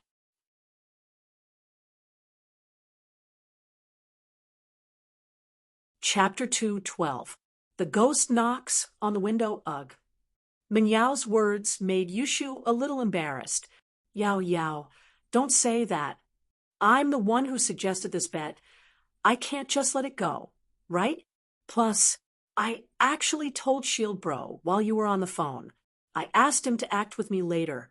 Wah. Meng Yao blinked. She hadn't expected Yushu to greet Lin Yi in the few seconds it took for her to pick up the phone. This guy. Could it be that the previous scene was just an act by the two of them? Meng Yao glared at Yushu. Shu. Oh. I admit my wrongdo. Don't be mad. Yao Yao. Yushu jumped as she ran back to her room. Meng Yao didn't know whether to laugh or cry, but she didn't say anything else. Wasn't this a perfect ending already? She'd really gone a little overboard today. That night, Pin Liang was sitting in his room on the second floor of his villa, watching a horror movie on his computer with all his attention. Pin Liang was actually a very cowardly kid, wetting his bed when he was 8, not daring to sleep alone when he was 10, and not daring to go out alone when he was 12. It didn't fit with the domineering image he had at school. And so Pin Liang came up with a masterstroke. He'd hide in his room and watch horror movies in the dead of the night. He'd been scared shitless at first, but he'd slowly built up some courage now. At the very least, he was brave enough to sleep alone and go out at night. But Pin Liang was still a little scared when he watched horror movies. He didn't dare turn off the lights, always keeping the lights on. The movie he was watching today was about a kid who lived alone in a villa, and every night he would hear someone knocking on the window. Why was it so scary? Pin Liang shivered. His parents weren't home tonight, so it wouldn't be possible that something was knocking on his window, would it? Just as Pin Liang was concentrating on the movie, a black shadow leaped onto his windowsill. Dang, dang, dang. Dang, dang, dang. A few knocks sounded on the window. Oss. Pin Liang cried out as he fell on his butt. Who are you? Dang, dang, dang. Dang, dang, dang. A few more knocking sounds could be heard. Pin Liang was a little scared, but he forced himself to look at the window. Was he really that unlucky? Did watching a movie attract something that shouldn't have come? Pin Liang let out a sigh of relief when he saw the person's face. He was puzzled at the same time. Why was he here? Pin Liang couldn't care less about his smelly pants as he ran to the window and opened it. Hey Bao Bro, why are you here? It was Hey Bao Bro, who'd escaped from the police car earlier today. He'd snuck into Pin Liang's room under the cover of the night, hoping to get some money for his escape and discuss revenge. Master Zhong, I beat up a couple of cops on the way to the detention center today. I ran out of the police car. Hey Bao jumped into the room, his agility shocking Pin Liang. Hey Bao Bro, how did you get up here? Pin Liang knew the structure of his villa very well. It was covered in mosaics, and there wasn't a single gap for his feet to land on. Climbing up was impossible, and jumping up was even more impossible. It was almost 10 meters tall. Was that a joke? I jumped up. Hey Bao said faintly, I'm no longer the old Hey Bao, Master Zhong. I'm a golden class late phase peak now. Golden class late phase peak? What kind of strength is that? Pin Liang wasn't very clear on the division of strength in Zhenghu, just a little stronger than normal special forces. Hey Bao said, That song girl from the criminal police is only golden class mid-phase. Oh, Pin Liang didn't understand. Hey Bao bro, how did you get so strong all of a sudden? Hey Bao bro had seemed really weak when he'd been beaten up by Lin Yi, but now, as he said, even Ling Shan wasn't a match for Hey Bao bro, and judging from his agility, he didn't seem to be lying. Now that he thought about it, his strength must have increased all of a sudden. If only he'd been this strong when he was fighting Lin Yi, Pin Liang thought regretfully. Humph, in my early years, I once entered a mysterious Jianghu sect. Inside the sect, there was a very powerful martial arts secret manual, one of which relied on consuming one's lifespan to increase one's strength to the extreme. Black Leopard did not hide anything, but because I violated the sect rules, I was expelled from the sect. Before I left, I made a copy of the chapter on how to quickly increase one's strength. Pin Liang didn't understand, but nodded anyway. He wasn't an idiot. So this method of increasing strength or whatnot has a flaw, right? Yes, not only is there a flaw, but it's a big one. First, you'll have to sacrifice 5 years of your lifespan. Second, this speed increase only lasts about a month, after which you'll become a normal person, and your main meridians will be damaged. You won't be able to practice martial arts for the rest of your life. Hey Bao said, but compared to the punishment I'll have to face, this sacrifice is worth it. Hey Bao had run away because he knew that he'd committed a serious crime this time: illegal possession of a gun, causing trouble, intentional injury, plus the fact that he didn't commit any crimes in the past and had some previous records in the police station. Now that everything had been dug up, he'd probably have to face at least 10 years in prison. Hey Bao couldn't wait any longer. And so he'd taken the risk. 10 years in prison. For someone like Hey Bao who loved to enjoy life, he'd rather die. He'd escaped to do 2 things. One was to find Lin Yi for revenge. Not only had the guy sent him to the police station, but half of his face hadn't even recovered yet, and the wound on his hand from the gun was still throbbing. This was the greatest humiliation Hey Bao had ever suffered since he'd started his career. The second was to borrow some money from Pin Liang after dealing with Lin Yi, and then run away from the city, living the rest of his life in style.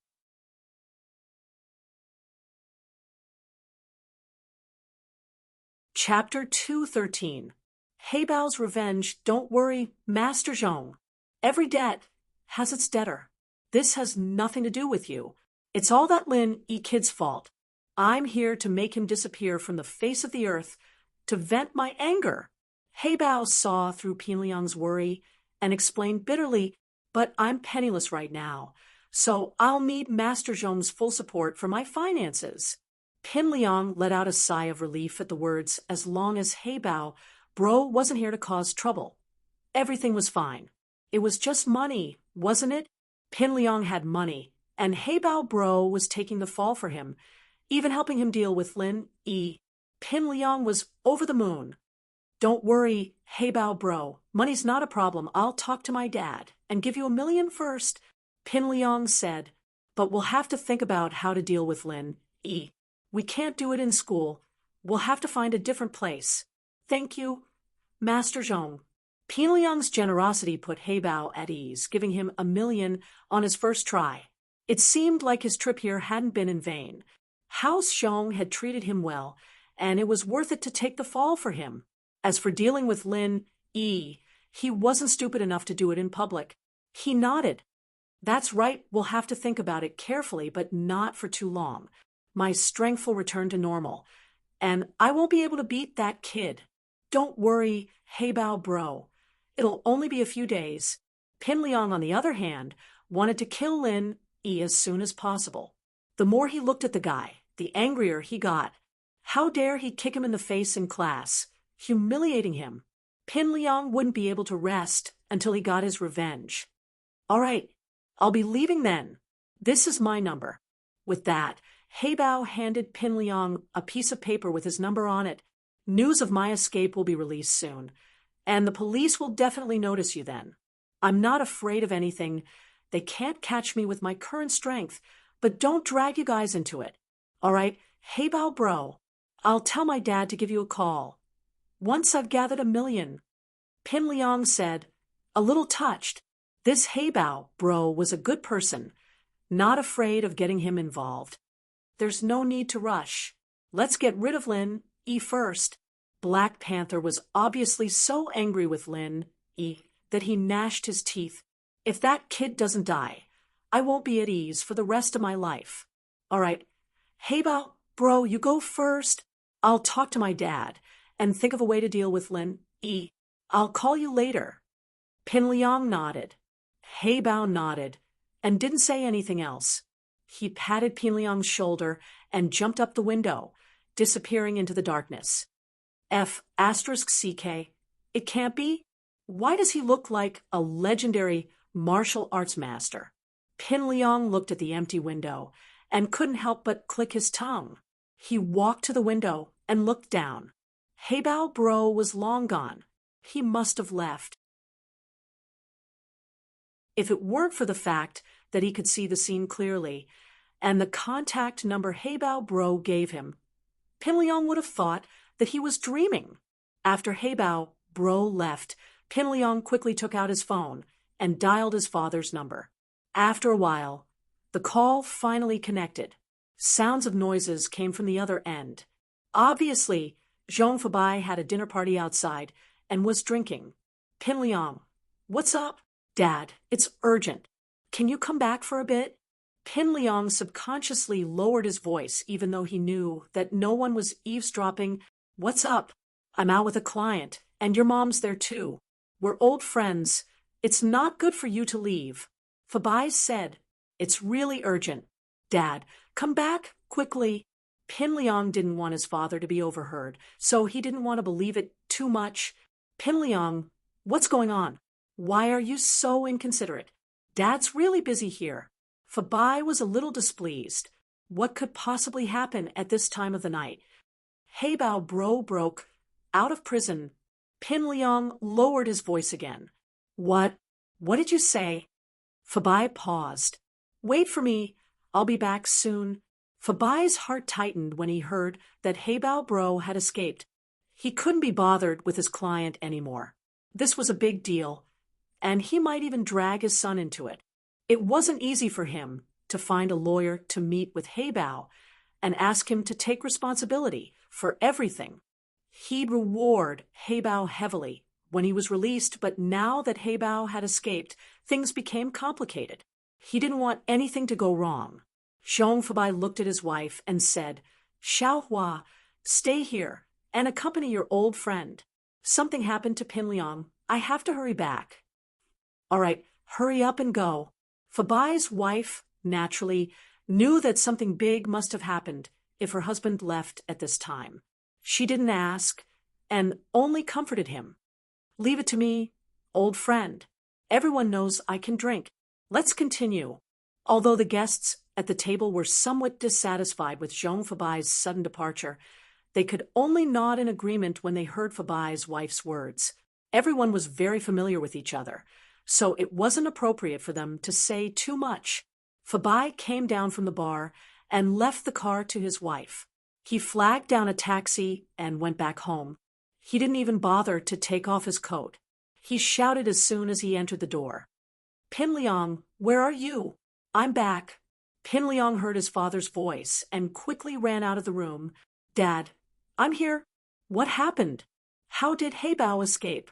Tell me, how did you find out about this? The news didn't spread? Fabai asked, confused. After all, Hey Bao escaping was a big deal. The news should be out, but there was no news yet. How did Pin Liang know? However, before Pin Liang could say anything, Fabai's phone rang.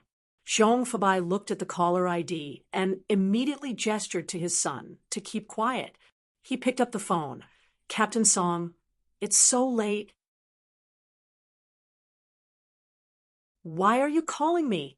Chairman Zhong? I have bad news for you. Hey Bao escaped. Ling Shan didn't want to make this call, but she had to. After Hey Bao escaped, one of his targets was Lin Yi, and the other was Fabai.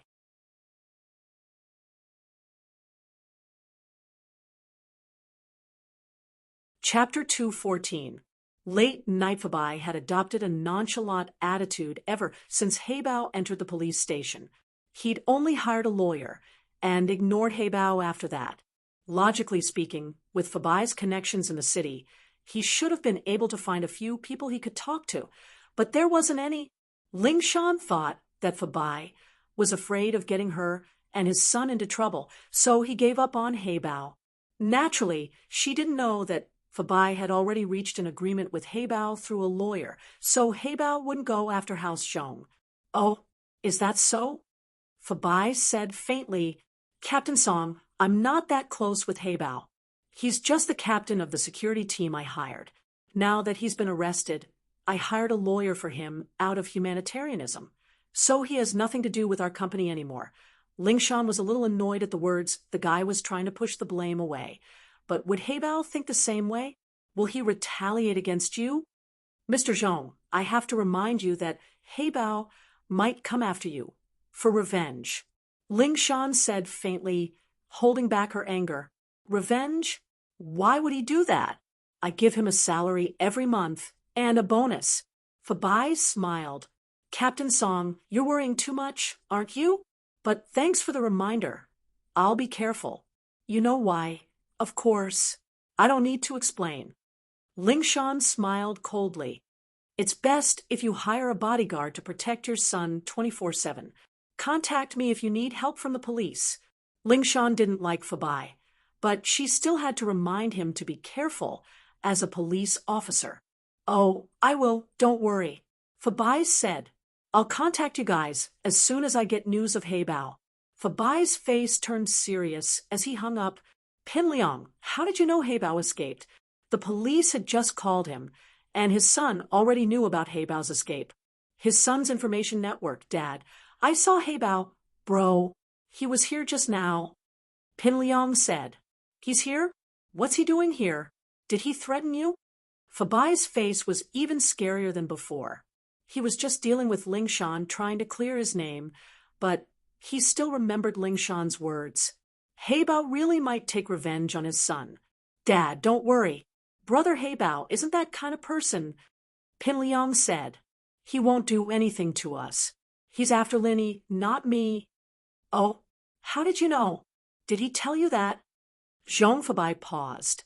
Pin Liang, tell me, what's going on? Dad, it's like this. Pin Liang explained. I was watching a movie in my room when a black shadow jumped onto the windowsill, giving me a fright. Jump onto the windowsill? Are you kidding me? Your room is on the second floor, and it's almost 10 meters high. Fabai paused, looking at his son in disbelief. Dad, I'm not too sure, but he said that he joined a sect a long time ago, and that sect has a martial art that can quickly increase a person's strength. At the cost of 5 years of lifespan, he can increase his strength to Golden Class Late Phase Peak in a month. Pin Liang said. What? Golden Class Late Phase Peak? Pin Liang didn't know what this meant, but Fabai knew. He'd been in the world of martial arts for a long time, and naturally he knew what this meant, not to mention the late phase of the Golden Class. Among his friends, there was only one master who had just reached the early phase of the Golden Class, and this person was only on the same level as him. He didn't work for him, and he could only look for him when he was in trouble. This person could already be said to be invincible in this city. Then what kind of existence would a peak late phase Golden Class be? Heibao had reached this level. It was only a month, but it wasn't easy at all. Yes, that's what he said. Pin Liang nodded. Dad, is this Golden Class Late Phase Peak strong? Very strong. Unimaginably strong. What else did he say to you? Fabai sucked in a breath of cold air. If he hadn't reached an agreement with Heibao through his lawyer, Pin Liang, and himself would have been the first targets of Heibao's revenge. He said that he's looking for Lin E for revenge, and after that he needs money to escape. I've already agreed to it. Pin Liang said, Dad, I said that I can give him 1 million for the first transaction. You won't blame me for acting on my own, right? You did well. Fabai said, 1 million is nothing to us, just give it to him. If he wants to escape, give him 2 million too. As for him looking for Lin, E for revenge. You don't have to get involved. Dad, I hate that Lin E too. You don't know how arrogant that kid is. I was in class talking to Meng Yao at noon, but Linny thought that I was blocking his way. So he kicked me and sent me sprawling on the ground. I'm still hurting from the fall. Pin Liang added fuel to the fire. This kid is an obstacle to my pursuit of Meng Yao, and I have to get rid of him. Oh, if that's the case, then don't get involved in the open. Just give Heibao some pointers in the dark. Fabai nodded. Pin Liang, you're all grown up now. From what you just did, I won't say much. Just do what you think is right. Thanks, Dad. Pin Liang nodded. Right, Dad, I've already given Nai Peo the 700,000. Yes, this person will be yours in the future. 700,000 for a loyal follower is worth it, Fabai said without hesitation. That night, Pin Liang started thinking about how to deal with Lin E. He'd wanted to get rid of Lin E at first, wishing that Lin E would get run over by a car in the morning. But now, after seeing Heibao Bro's amazing martial arts and hearing his father's praise of a golden-class late-phase peak master, his heart started beating faster. The thought of killing Lin E became even crazier. He couldn't let Lin E die just like that. He had to make him suffer before he died. Otherwise, the hatred in his heart would never be appeased. This guy had humiliated him, and his reputation in the school had plummeted. The third brother of the Big Four used to be so powerful, but now he was being laughed at behind his back.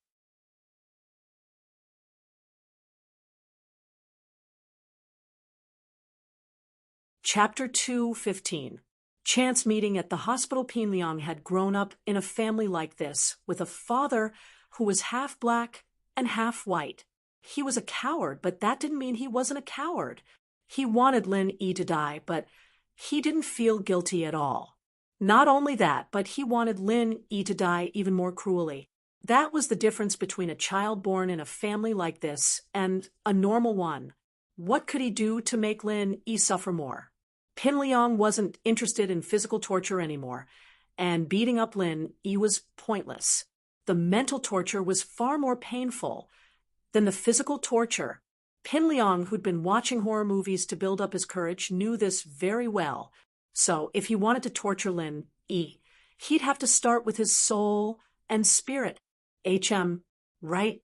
Pin Liang remembered that Zhou Ruoming had talked to him about Tang Yin. If Tang Yin was harmed by Zhou Ruoming and Lin E watched her before he died, he wouldn't be able to rest in peace. Pin Liang couldn't help but laugh out loud at the thought. He really was a genius, coming up with such a despicable plan. Lin E would probably feel great if he saw his beloved woman get harmed by Zhou Ruoming and then get beaten to death by Heibao Bro without being able to do anything about it. He'd probably turn into a vengeful spirit from a horror movie. Pin Liang decided that he'd go talk to Zhou Ruoming on Monday morning. Of course, he couldn't tell him that he was the one who killed Lin E. He could only say that he could help. On Sunday morning, Lin E was woken up by Kong Xiaobo's call. Boss, I want to go to the hospital to see Fun. Do you want to come? Kong Xiaobo hadn't slept well the night before. He was suffering from insomnia again. The reason why he couldn't sleep was because he could go to Tang Yun's house to eat barbecue. It was enough for him to brag about. But now, Kong Xiaobo had forgotten about this capital to brag about. All his attention was placed on Xiaofan. Last night, it was the first time Kong Xiaobo couldn't sleep because of a girl. He sympathized with Xiaofan, but he also hated his second cousin, Kong Mingming. A good girl had become like this because of him. But he didn't care and didn't even appear again. Xiaofan's family was already very poor, and Xiaofan's illness was even worse. This made Kong Xiaobo very angry. He wanted to call his second cousin several times to question him, but he held back. After all, he only listened to Tang Yun's side of the story. Although he was leaning towards Tang Yun, he still needed to ask Xiaofan to know the details. Moreover, when two people were in a relationship, it was hard to say who was right or wrong if one of them had a change of heart. It was just that if Kong Ming Ming was so heartless, he wouldn't be human. Do you want me to drive you there? Or do you want me to go with you? Lin Yi took the phone and got up from the bed. Both.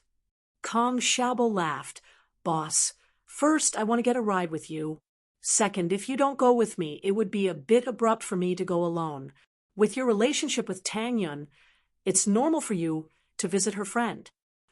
What relationship do I have with Tang Yun? Lin Yi smiled bitterly. We don't have a relationship yet.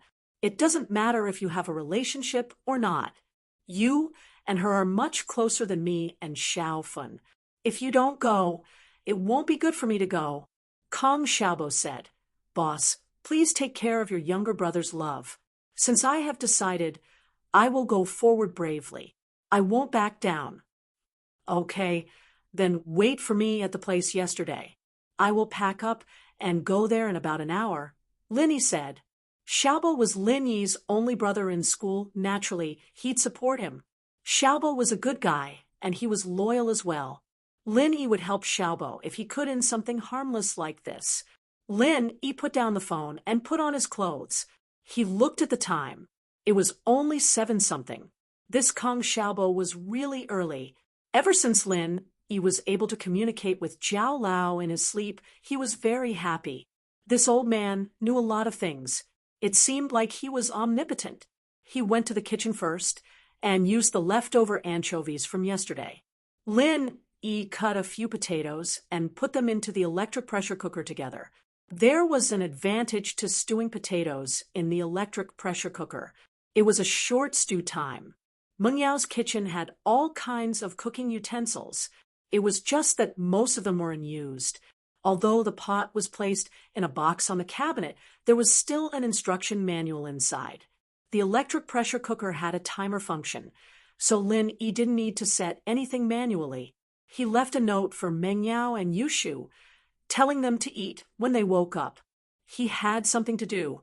After that, Lin Yi left the villa. The matter of Yushu's car being smashed up was already over, and Lin Yi didn't bother calling Li Fu to fix it. He'd leave it at that for now, since it wouldn't affect his usage. Kong Xiaobo was already waiting at the Ningshi Road bus stop. Lin Yi picked him up and headed to Songshan's First People's Hospital. He didn't see Fen's family in the emergency room. Fen's bed had been replaced by an old auntie. Kong Xiaobo asked around and found out that Fen's family had been transferred to the inpatient department. Guan Xian, the nurse who'd helped him change his bandages earlier, came in with the medicine. She was slightly taken aback when she saw Lin Yi. Lin Yi, why are you here? Guan Xian's voice was a little surprised. Guan Xian had been worried about Lin Yi's injury for the past few days.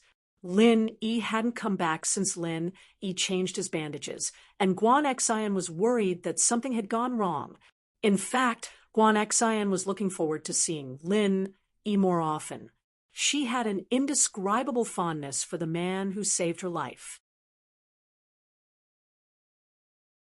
It wasn't exactly fond. Guan Xian wasn't that infatuated with him, but it was a good feeling.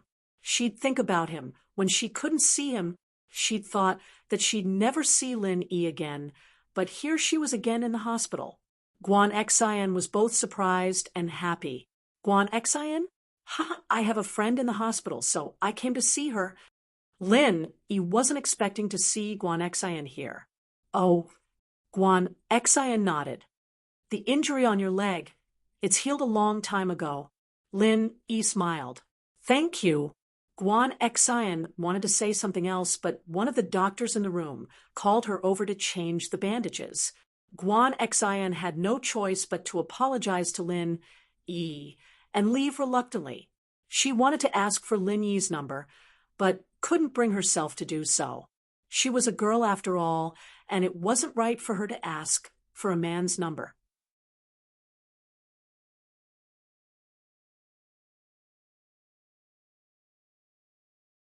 Chapter 216.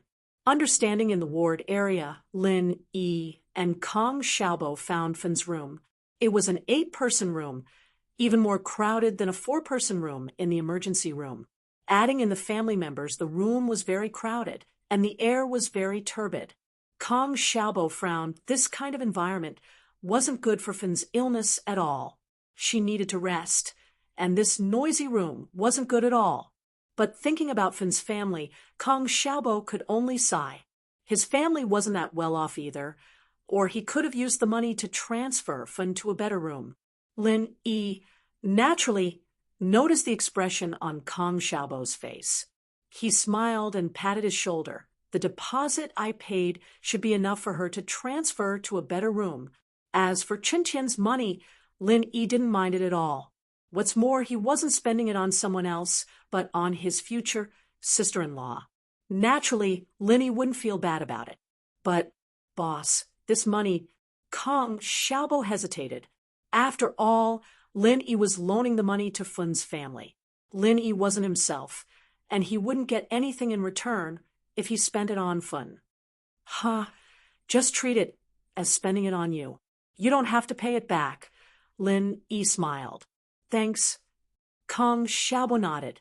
He knew that Lin Yi wasn't joking, and so Kong Xiaobo didn't hesitate. He wouldn't regret following a boss like this for the rest of his life. Kong Xiaobo quickly walked to Fin's bed. Fin had already woken up, and her face had regained some color. Tang Yun and Lu Xinwen were there, talking to her. Hui Ping, on the other hand, was peeling an apple for Fin. Ani Song, Kong Xiaobo was a little embarrassed. After all, he wasn't familiar with her.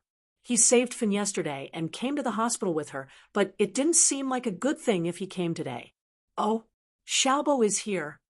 Hui Ping evidently had a good impression of Kong Xiaobo. She stood up with a smile and handed the apple to Kong Xiaobo. Here, have an apple. No, Ani, give it to Fin. I can eat anywhere. She needs nutrition. Kong Xiaobo quickly declined. Fin blushed when she saw Kong Xiaobo.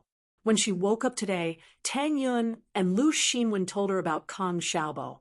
She also knew about what happened yesterday. Kong Xiaobo saved her, but she mistook Kong Xiaobo for Kong Mingming. Thank you for yesterday, Kong Xiaobo.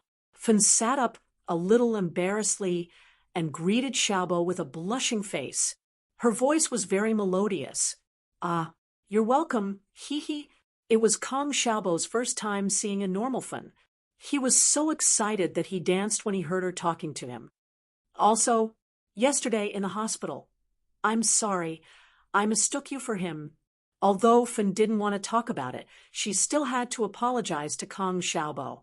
In reality, Fin knew that Kong Xiaoming would never change his mind. It was just that sometimes she just had to live in an illusion. It's fine. Kong Xiaobo waved his hand. It's fine as long as you're fine.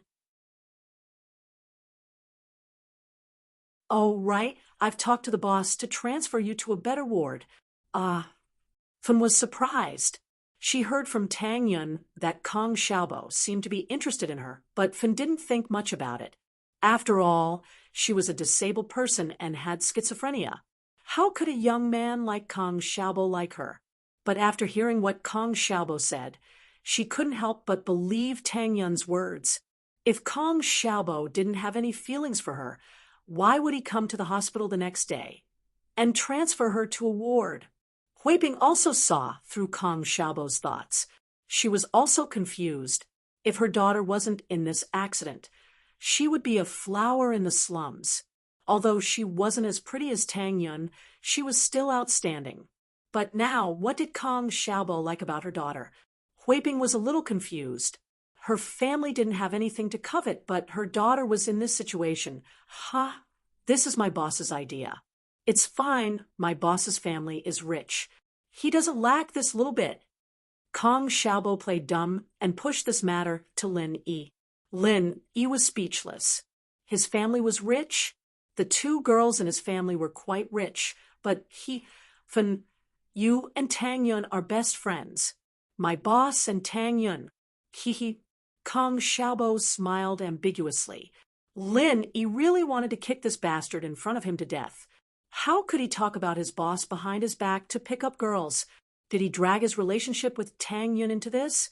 As expected, Tang Yun glared at Kong Xiaobo unhappily, but she couldn't refute it because Kong Xiaobo's intention was good. He wanted to change Fin to a better ward. Tang Yun also knew that this kind of ward wasn't good for Fin's condition. If she denied Kong Xiaobo's words, wouldn't it mean that Fin would continue to stay here? Tang Yun thought about it. Since Lin Yi was rich, it was fine for him to spend a little. What did it have to do with her? He was paying for his lackey to pick up girls. Tang Yun felt a bit better when she thought about it. Xiao Fin looked at Tang Yun in confusion. Seeing that Tang Yun didn't speak, she looked at Lu Xinwen. Lu Xinwen secretly nodded at Xiao Fin. Xiao Fin was confused. Tang Yun was in love. Was it Kong Xiaobo's boss in front of her? But there were many people in the ward. Her mother was also here. Fin didn't want to ask for details. She believed Kong Xiaobo's words. Annie Song, don't worry. My boss will pay for it. Let's help Fin change to another ward. Kong Xiaobo passionately wanted to find a doctor. Lin Yi understood Kong Xiaobo's eagerness to show off. After all, she was the first girl that he fell for. He wanted to show off. So, towards Kong Xiaobo's words, Lin Yi laughed it off. He waved at Tang Yun, and Tang Yun raised her head in confusion, pointing at herself with her finger. Was he calling her? Lin Yi nodded. Tang Yun stood up unwillingly and walked towards Lin Yi. What is it? In order to chase Fin, Kong Xiaobo needs a reason to get close to her. So, he used us, Lin Yi explained. You understand? Oh, Tang Yun nodded unhappily but didn't refute. Then, don't take it seriously.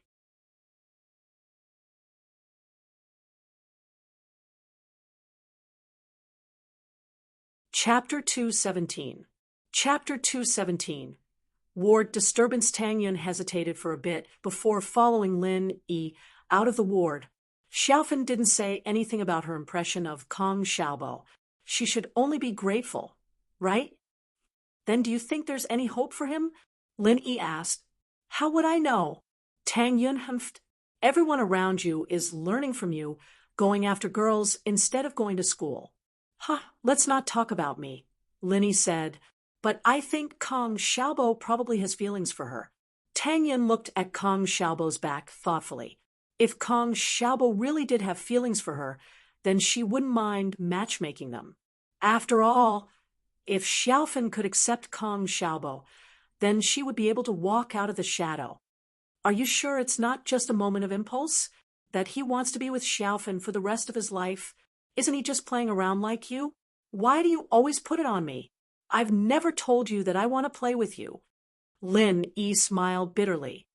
I'm not sure if Kong Xiaobo did it on a moment of impulse, but I don't think so. Tang Yun glared at Lin Yi. A girl's reputation is very important. Xiao Fin has been hurt once, and she can't get hurt a second time. Lin Yi didn't think that Tang Yun was the type of girl who wouldn't let go once she set her eyes on someone. Most people would worry that their girlfriend would run away when they found a beautiful girlfriend, but Tang Yun wouldn't have such a problem. As the two were talking, Kong Xiaobo started arguing in front of them. Xiaobo was arguing with a middle-aged man about something, and Huiping was trying to calm him down with a worried look on her face. It's not like we don't have to pay for it. Why can't they arrange a separate room for us? Xiaobo was getting really pissed off, and he brought Huiping over to the dean excitedly to ask for a private room, only to be rebuffed by the dean's no. Just as he walked out of the chief's office, a doctor in a white coat led a patient's family member into the chief's office. The doctor smiled and told the chief that the patient was his buddy. He asked the chief to arrange a high-class ward for him. In the end, the chief didn't even think about it and arranged a private ward for the patient. This time, Kong Xiaobo was really anxious. You don't have any, do you? How come you don't have it when we go there, but when the people from the hospital bring their friends there, you have it? It's just a high-class ward to take care of the people inside. The director of the inpatient department explained faintly. It seemed that he did not want to talk nonsense with Kong Xiaobo. Is there a first-come, first-served rule? It's not like we don't want to spend money. Why don't you give it to us? Does that mean the insiders get priority? Xiaobo was getting more and more indignant. Don't make a fuss here if you don't have what it takes. My husband's classmate is the chief physician here. You don't have any connections, and you still want a private ward? Go to hell. A woman with heavy makeup next to the doctor's buddy looked at Kong Xiaobo with disdain. Look at your stupid face. Stop embarrassing yourself. You, Kong Xiaobo was anxious. Who are you calling stupid? What's wrong with that? I can tell that you're a country bumpkin with some money. Look at your mom's clothes. She looks like a country bumpkin coming to the city. The man was a bit annoyed when he saw Kong Xiaobo yelling at his woman. He glared at Kong Xiaobo and Huiping. He thought that Huiping was Kong Xiaobo's mother. Puffed! The man spat in disdain. Coincidentally, it landed on Kong Xiaobo's shoes. The man didn't expect his spit to land so accurately. He was slightly stunned. You! Clean it for me.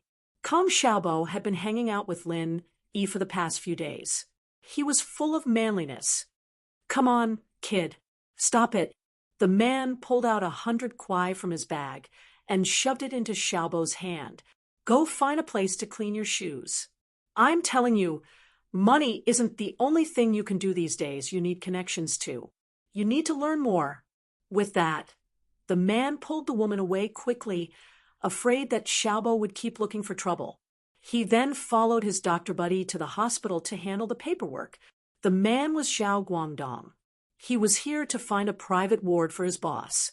Speaking of which, his boss didn't have any major problems. It was just that his blood pressure was a bit high these few days. He came to the hospital for an intravenous drip. In fact, he didn't need a private ward at all. However, to show that he had connections, Zhao Guangdong found his buddy, who was a chief physician here, to help him get a private ward. Kong Xiaobo looked at Zhao Guangdong's back. He threw the 100 yuan in his hand on the ground and clenched his fists. His eyes were bloodshot. He was so angry that he panted heavily. Ha! Lin Yi walked over and picked up the 100 yuan from the ground. He stuffed it into Kong Xiaobo's hand. You still have to take the money. Don't go against money. Boss, I want to beat him up. Kong Xiaobo knew that Lin Yi meant well. Now that Xiaofan was in the hospital, it was good to get as much money as possible. However, he couldn't bring himself to do it before. Now that Lin Yi handed him the money, Kong Xiaobo took it. Xiaobo, we don't want the private ward anymore. Don't get into a fight with him. That room is not bad. Song Huiping was afraid that Kong Xiaobo would cause trouble. Tang Yun glanced at Lin Yi. She wanted him to persuade Kong Xiaobo. Tang Yun understood Kong Xiaobo's feelings. She saw the scene just now. She knew the fickleness of human nature. She went to the factory to ask for her father's medical fees. It was also very difficult. In the end, she was kicked out. If they had connections, they could get the medical fees with just a word. The injury wasn't serious at all. It was far worse than her father's injury. Sometimes, beating people up isn't the only way to solve a problem. Lin Yi patted Kong Xiaobo's shoulder. You have to use different methods to deal with different people. Wait for me. They will move out the same way they moved in. Lin Yi finished speaking and walked to the director's office. The director had already returned when Kong Xiaobo and Zhao Guangdong were arguing. He was about to ask Lin Yi what he wanted when he saw Kong Xiaobo and the others behind him. The director's face darkened immediately. Didn't I tell you that there are no more private rooms? Why are you still here? Are you sure that there is only one vacant VIP room? You gave it to those people just now. Lin Yi ignored the director's words and asked directly, Yes, you can leave now. The director waved his hand impatiently, then asked them to give it out. Lin Yi said indifferently, Ha. The director heard Lin Yi's words and couldn't help but laugh. Who do you think you are? You think you can give it out just because you say so? Are you the director? I still have things to do. If you are here to cause trouble, then I will call the security.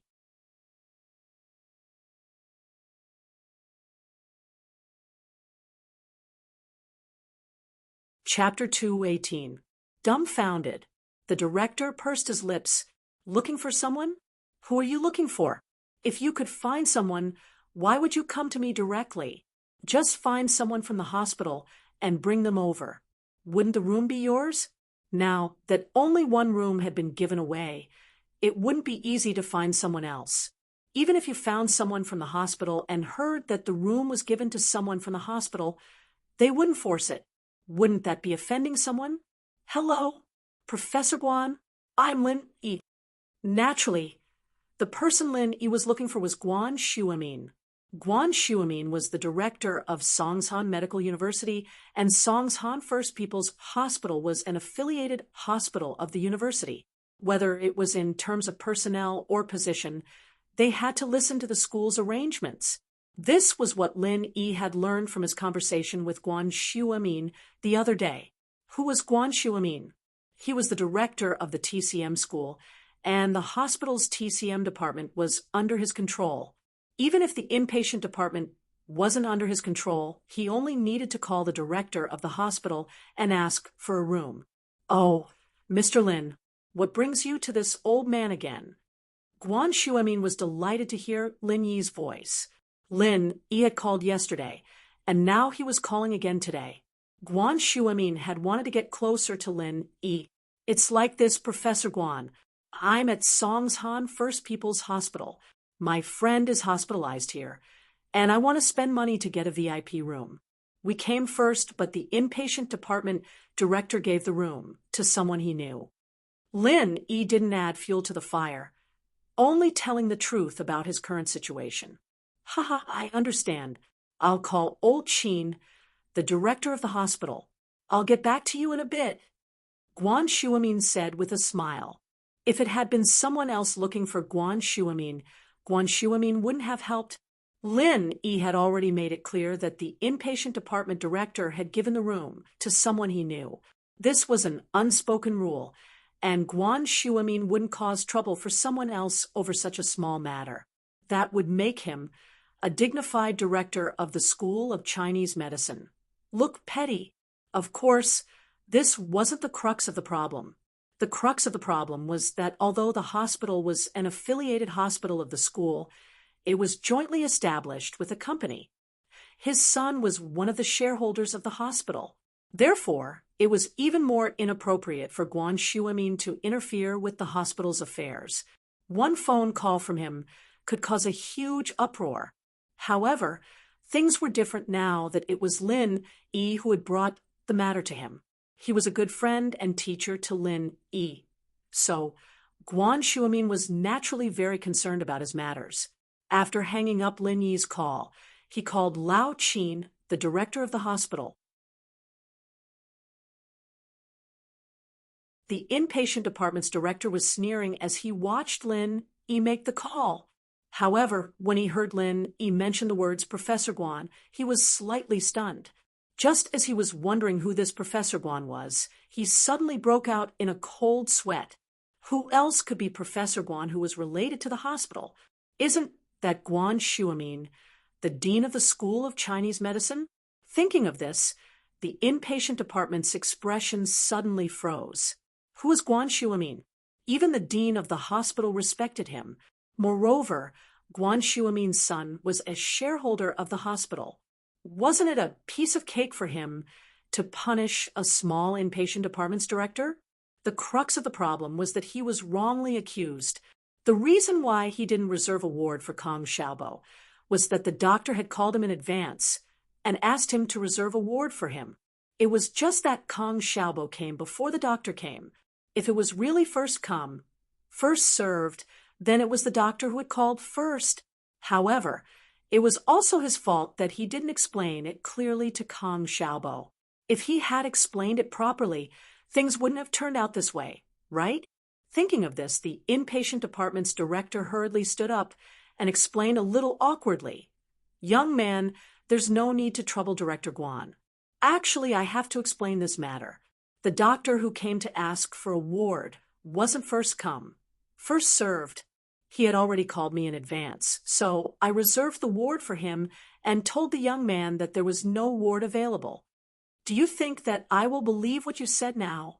Lin Yi didn't care whether what he said was true or not, and he wasn't in the mood to listen to his explanation. Even if what he said was true, then what had he been doing before? The inpatient department's director was suddenly speechless. He blushed and wanted to say something, but the phone on the table rang shrilly. The inpatient department's director was shocked. He hurriedly ran over and humbly picked up the phone. He had already guessed who was calling. As expected, after seeing the caller ID, the inpatient department's director became even more humble. Director Chin, are you looking for me? However, before the inpatient department's director could finish his words, a roar came from the other end of the phone. The inpatient department's director hurriedly said, "Yes." Before he could explain, the other end of the phone had already hung up. The inpatient department's director put down the phone gloomily. When he turned around to face Lin Yi, his face was filled with a brighter smile than before. "Young man, I'm so sorry. I'll ask them to give up the ward right now." The inpatient department's director had already made a decision. It was fine if he offended the doctor, but if he offended Guan Shuamin and Director Chin, he wouldn't be able to stay in this hospital any longer. He regretted looking down on Guan Shuamin, but there was nothing he could do, standing beside Lin Yi. Kang Xiaobo felt more and more refreshed. His anger just now was released in an instant. He sneered at the inpatient department's director, who had a flattering smile on his face. Seeing Kang Xiaobo's smile, the inpatient department's director felt both embarrassed and indignant. "You're acting like a pig to eat a tiger, aren't you? Do you have fun acting like a pig? Your friend knows Guan Shuamin, and you're still begging me for a VIP ward? Isn't that something that can be settled with a phone call?" But thinking was just thinking.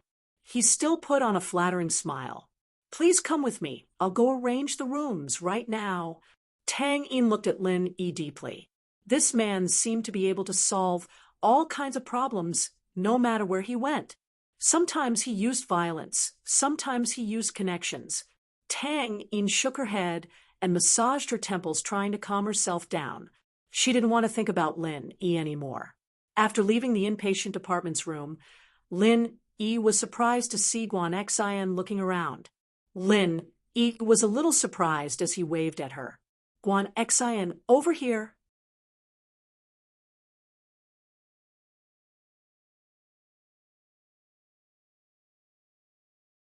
Chapter 219. How to enter and how to leave the dean was part of the higher management of the hospital. Of course, he knew who Guan Xian was. Ordinary junior doctors might not know, but the director of the inpatient department knew.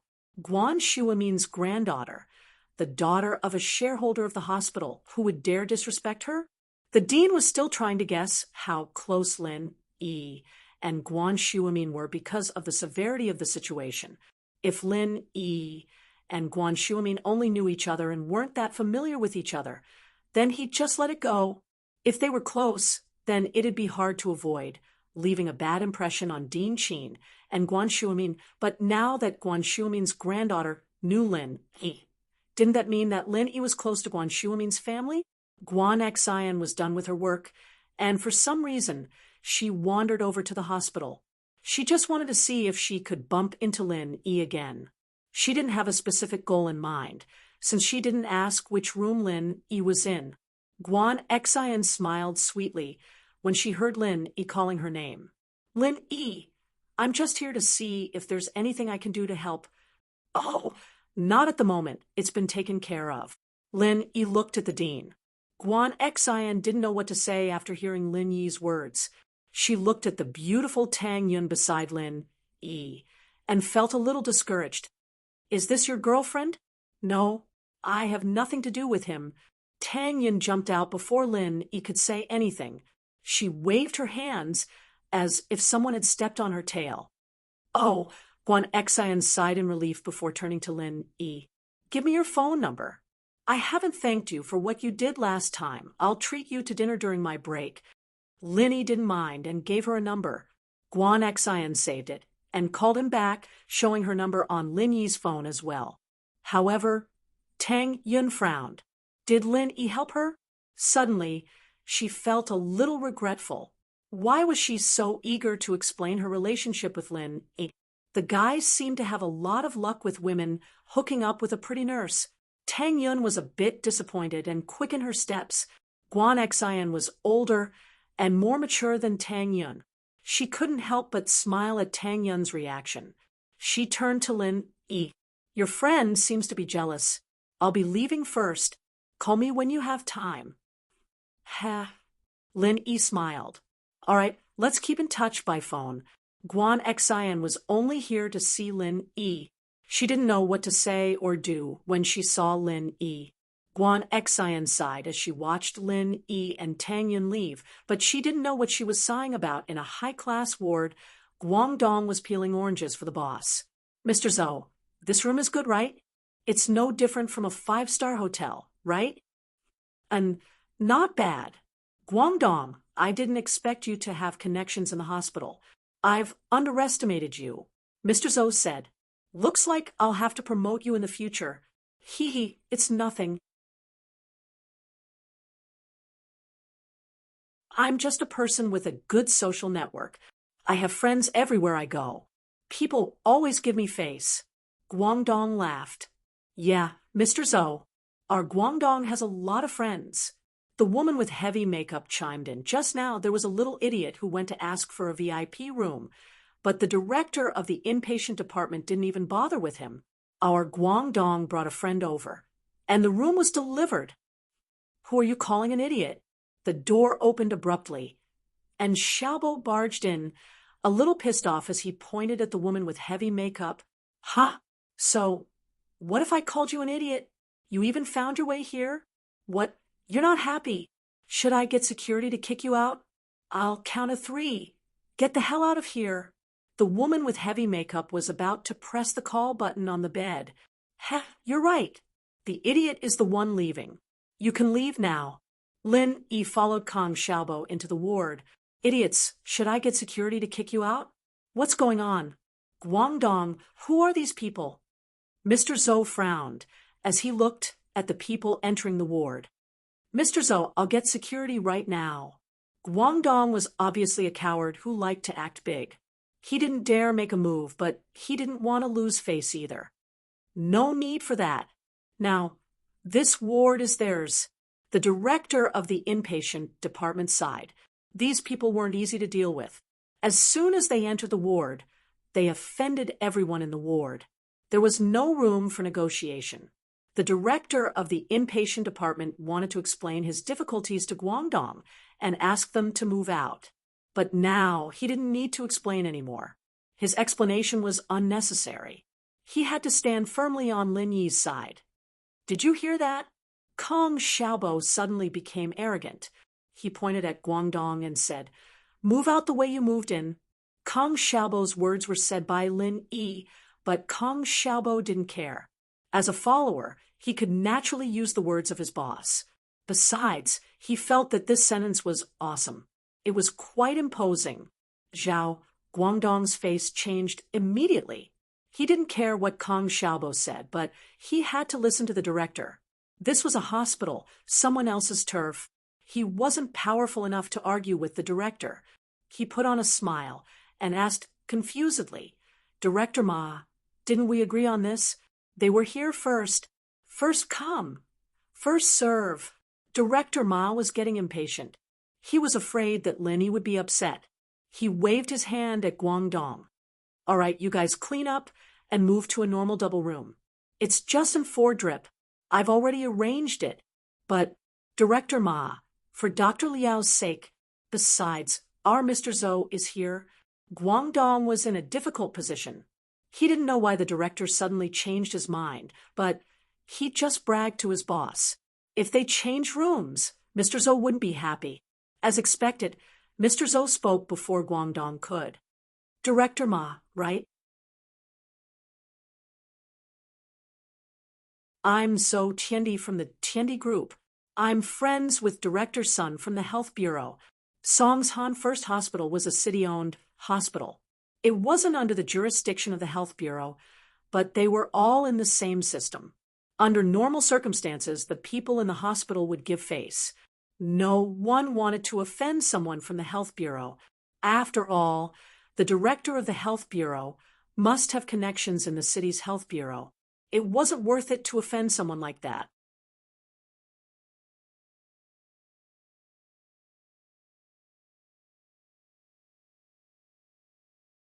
Chapter 220. Give you a plain ticket. Tiendi's face darkened when the dean didn't say anything. What? Dean Ma doesn't want to give me face anymore. There aren't many people in Songshan who can say no to me. Mr. Zhou. The dean didn't know who Tiendi was, but he'd heard of the name before. He was one of the most famous people in Songshan, starting out in the black and white world. A few years ago, he'd opened a large KTV and had quite a few connections. Enough with the useless stuff. I'm not leaving today. Let's see who can make me leave. Tiendi, naturally, wouldn't leave the room. Just like that, this wasn't just a simple hospital room anymore. It was a matter of his face in Songshan. If Tiendi obediently left the room today, he'd be the laughingstock of everyone tomorrow. Besides, he felt that he was in the right. Guangdong had already paid the fee, and he had a ticket. Why would he be kicked out? You're not leaving? I'll give you a plane ticket. Lin Yi didn't have the time to waste with this guy. Fun was waiting for him.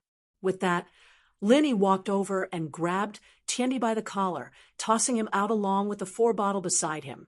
Tiendi was sent flying out of the room, landing on the bench in front of the door with a thud. The 4-bottle miraculously ended up hanging on the clothes, hanging behind the bench. Lin Yi was already giving Tiendi a lot of face, telling him to leave after getting his 4-drip. Otherwise, he'd have made him crawl under the bench. Tiendi was a bit disdainful of Lin Yi trying to make a move on him. He was planning on scaring him. Who was he? He was Tiendi, a celebrity in Songshan. Was this guy trying to get physical with him? Was he looking to die? But before he could say anything, he felt his body floating in the air. The next moment, he was sitting on the bench in the hallway of the hospital. The dean didn't expect Lin Yi to be so violent, tossing him out without even listening to what Tiendi had to say. He smiled bitterly, but at least it saved him the trouble of explaining. Zhao Guangdong was also a little dumbfounded. What kind of person was this? He had never seen someone like this. One wrong word, and he would lose face. However, Zhao Guangdong didn't dare to say anything to Lin Yi. He was a typical bully. When he saw his boss flying out, he hurriedly ran out of the ward to see if his boss was all right. Mr. Zhou, are you all right? Guangdong ran into the hallway and asked the pale-faced Tiendi. Tiendi was fine, but he was scared out of his wits. Who would feel good after flying through the air, especially at such an old age? His heart almost fell out of fear. Today, Zhou Tiendi, will make my words clear. Wait in this room if you have the balls. Otherwise, get the hell out of here in an hour. Tiendi let out a sigh of relief as he pointed at the room. If you're still here, I'll make sure you stay in this room for half a year. Bam. Lin Yi slammed the door shut, not listening to what Tiendi had to say. Tiendi almost died from anger. He clutched his chest. Fine, if you have the balls, just you wait. Guangdong, call Ruoguang and tell him to bring people here. Yes, Mr. Zhou. Guangdong had wanted to make the call a long time ago, but Mr. Zhou hadn't said anything, so he didn't dare make the call himself. All he had to do now was call the boss' eldest son, Zhou Ruoguang, and the people in this room would be done for. Tang Yun wasn't a fan of violence, but she couldn't help but cover her mouth and laugh. Lin Yi was always this reckless, just like when he smashed Zhang Bianbiao's barbecue stand. Just as Lin Yi had said, you had to use different methods to deal with different people. Some people wouldn't listen if you tried to reason with them. So you had to use violence to stop violence. Brother, that's so Tiendi. He has some connections in the underworld. You've offended him. Director Ma knew that Lin Yi had a close relationship with Guan Shuamin, so he had to remind him. Should I call some security? Thank you, Director Ma, but it's fine. I think it's better to get some surgeons, Lin Yi said. Director Ma paused, not understanding what Lin Yi meant. He thought about it carefully. Was Lin Yi saying that there would be people injured in this room when Zhou Qianli called people over, and they would need surgeons? But why would he do that? Wait to get beaten up? Director Ma didn't understand, but since Lin Yi said so, he could only agree and act according to the situation. Xiaobo, bring Xiaofan here with Ansong and Director Ma. Tang Yun and I will wait in the room. Lin Yi said, that Zhou Qianli probably won't let this go easily. If we don't solve this problem today, it'll happen sooner or later. Why don't we settle it today? Lin Yi was never someone who was afraid of trouble. What happened today was nothing in his eyes. Kang Xiaobo knew what Lin Yi was capable of, so he wasn't worried. He had an inexplicable confidence in Lin Yi. No matter what Lin Yi did, he believed that his boss was number one in the world. Song Huiping didn't know what to do. She knew from Kang Xiaobo that Lin Yi was a domineering young master. She couldn't interfere no matter what Lin Yi did. She could only stand on the side, panicking. Normally, she wouldn't dare to mess with a big boss like Zhou Qianli, but she didn't dare to stop Lin Yi from messing with him. At this moment, she could only follow Kang Xiaobo and walk back to the original room. Only Tang Yun and Lin Yi were left in the room. Lin Yi asked her to stay here, and Tang Yun didn't reject him. But her expression was a bit unnatural. Actually, you don't have to change rooms. It's not worth it to offend someone for a room. Offend? Lin Yi smiled faintly. I don't care about the guy at the door. If he thinks that I offended him, then so be it. But he better not do anything else, or he'll really offend me. Tang Yun heard Lin Yi's words and couldn't help but laugh. Why are you always bragging? Even if you're a young master. That person is a big boss. Huh? Lin Yi smiled.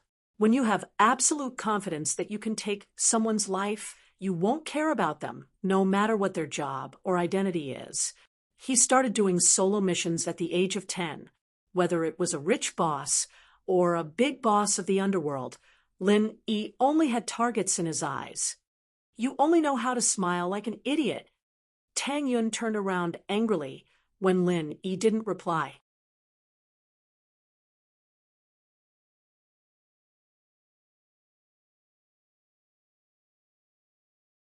Chapter 221. The consequence of dirty hands. I don't believe you. Tang Yun curled her lips. Aren't you helping your brother chase girls? Both, I guess. Lin Yi didn't deny it.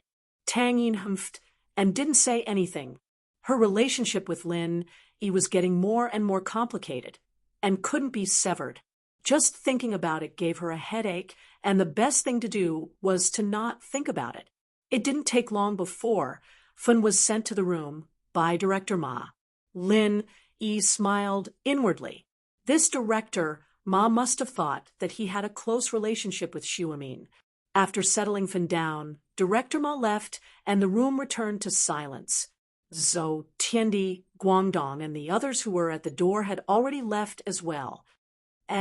Boss, what's with that so? He left just like that. Didn't he tell us to wait? Kang Xiaobo was curious about Zhou Qianli's departure. He went to find someone, right?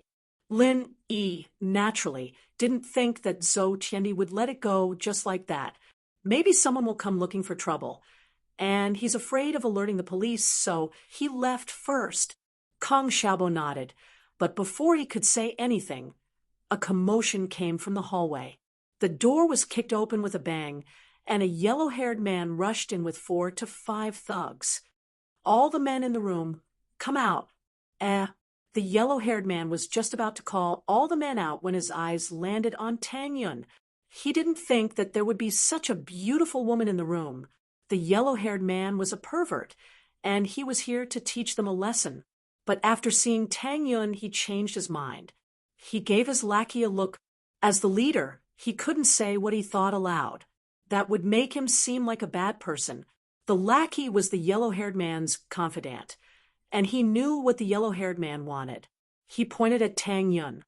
You come out too. Tang Yun paused for a second, and realized that the yellow-haired man had taken a liking to her and wanted to do something to her. She looked at Lin Yi in panic, only to see him standing there leisurely as if nothing had happened. Tang Yin calmed down as she felt annoyed. With Lin Yi there, she wouldn't be at a disadvantage, would she? Although she was a little conflicted that Lin Yi treated her so well, she hoped that Lin Yi would protect her in this situation. Tang Yin didn't know what she was thinking, but it was weird. The blonde nodded silently at his underling's actions. Since his underling had made it clear he didn't need to hold back anymore. He reached out to hug Tang Yun, wanting to drag her out of the room. Tang Yun jumped in fright and tried to dodge, but she bumped into someone. She glanced sideways and saw that it was Lin Yi.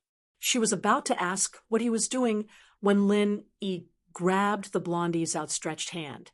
"Your hand is dirty." Lin Yi smiled faintly and looked at the blondie. "I haven't hugged her yet. And you want to?" Tang Yun's face reddened at Lin Yi's shameless words. She glared at him. "What do you mean you haven't hugged her yet? Kid, since you haven't hugged her, then she has nothing to do with you. Are you trying to stand up for her?" The blondie's face turned cold as he tried to pull his hand away, but he didn't. "I don't have a pattern to my moves, so it's not about standing up for her. I just think that your hand is too dirty." With that, Lin Yi exerted strength, and with a crack, the yellow-haired man let out a heart-wrenching howl. "Ouch! My hand! My hand!" The blondie felt a piercing pain in his hand. He almost cried. "I just gave you a small warning, and you're like this? Why are you so soft? Let me ask you, were you sent by that so chinny?" Lin Yi didn't think that the blondie would start crying after his hand was dislocated. "Ouch! My hand!" The blondie didn't answer Lin Yi's question. He was still wailing. Lin Yi didn't know what else to do. He helplessly exerted more force, and another crack sounded. "All right, stop screaming. It's connected. Answer me now." The 4 lackeys that the blondie brought with him were dumbfounded. Who was this guy? Was he doing acrobatics? He dislocated the blondie's hand, and then connected it again? They wanted to go up, but they hesitated. After all, the blondie didn't say anything, and they had to worry about his safety. Go together, kill this kid. The blondie's hand was connected, and the pain was alleviated a bit. Crack. Another crack sounded, and Lin Yi dislocated the blondie's hand again. Ouch. The blondie cried out in pain, but this time Lin Yi used more force than before. Not only was his hand dislocated, but it was also bent at an unbelievable angle. The blondie shouted twice before his eyes rolled back into his head, and he fainted on the ground. "I shouldn't have connected it for you. You're too despicable." Lin Yi didn't bother asking him anymore. He turned to the lackeys who were walking over, hesitating. "You guys, is there anyone with despicable hands?" The 4 of them looked at the blondie's deformed palm. What kind of psycho was this? How could he be so cruel? No. The lackeys didn't want to end up like the blondie, and they shook their heads subconsciously. "Oh, then it's you." Lin Yi pointed at the lackey who asked Tang Yun to go out with him. "Tell me, did Mr. Zhou send you guys?" The lackey was the blondie's confidant. He couldn't betray the blondie. Looking at the blondie on the ground, the lackey's heart was filled with hatred.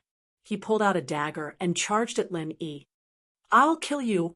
But just as he was about to get close to Lin Yi, the lackey suddenly changed directions and stabbed the dagger at Tang Yun. Tang Yun jumped and screamed. She wanted to dodge, but it was too late. Just as the dagger was about to reach Tang Yun, her body mysteriously tilted and fell towards the blondie, and the dagger stabbed into the blondie's bent hand. The yellow-haired man had already fainted from the pain, but when he was stabbed by his subordinate, he woke up with a cry of pain. Seeing his trusted subordinate stabbing him with a dagger, the yellow-haired man immediately exploded in anger. His subordinate actually betrayed him. "What the F*** do you want to do?" The blondie didn't know where he got his courage from, but he used his left hand to pull out the injured dagger and pointed it at his confidant. You're stabbing me in the back. You're tuning into the Mystic Fist YouTube channel. Don't forget to subscribe and join us on this journey to catch the most captivating stories.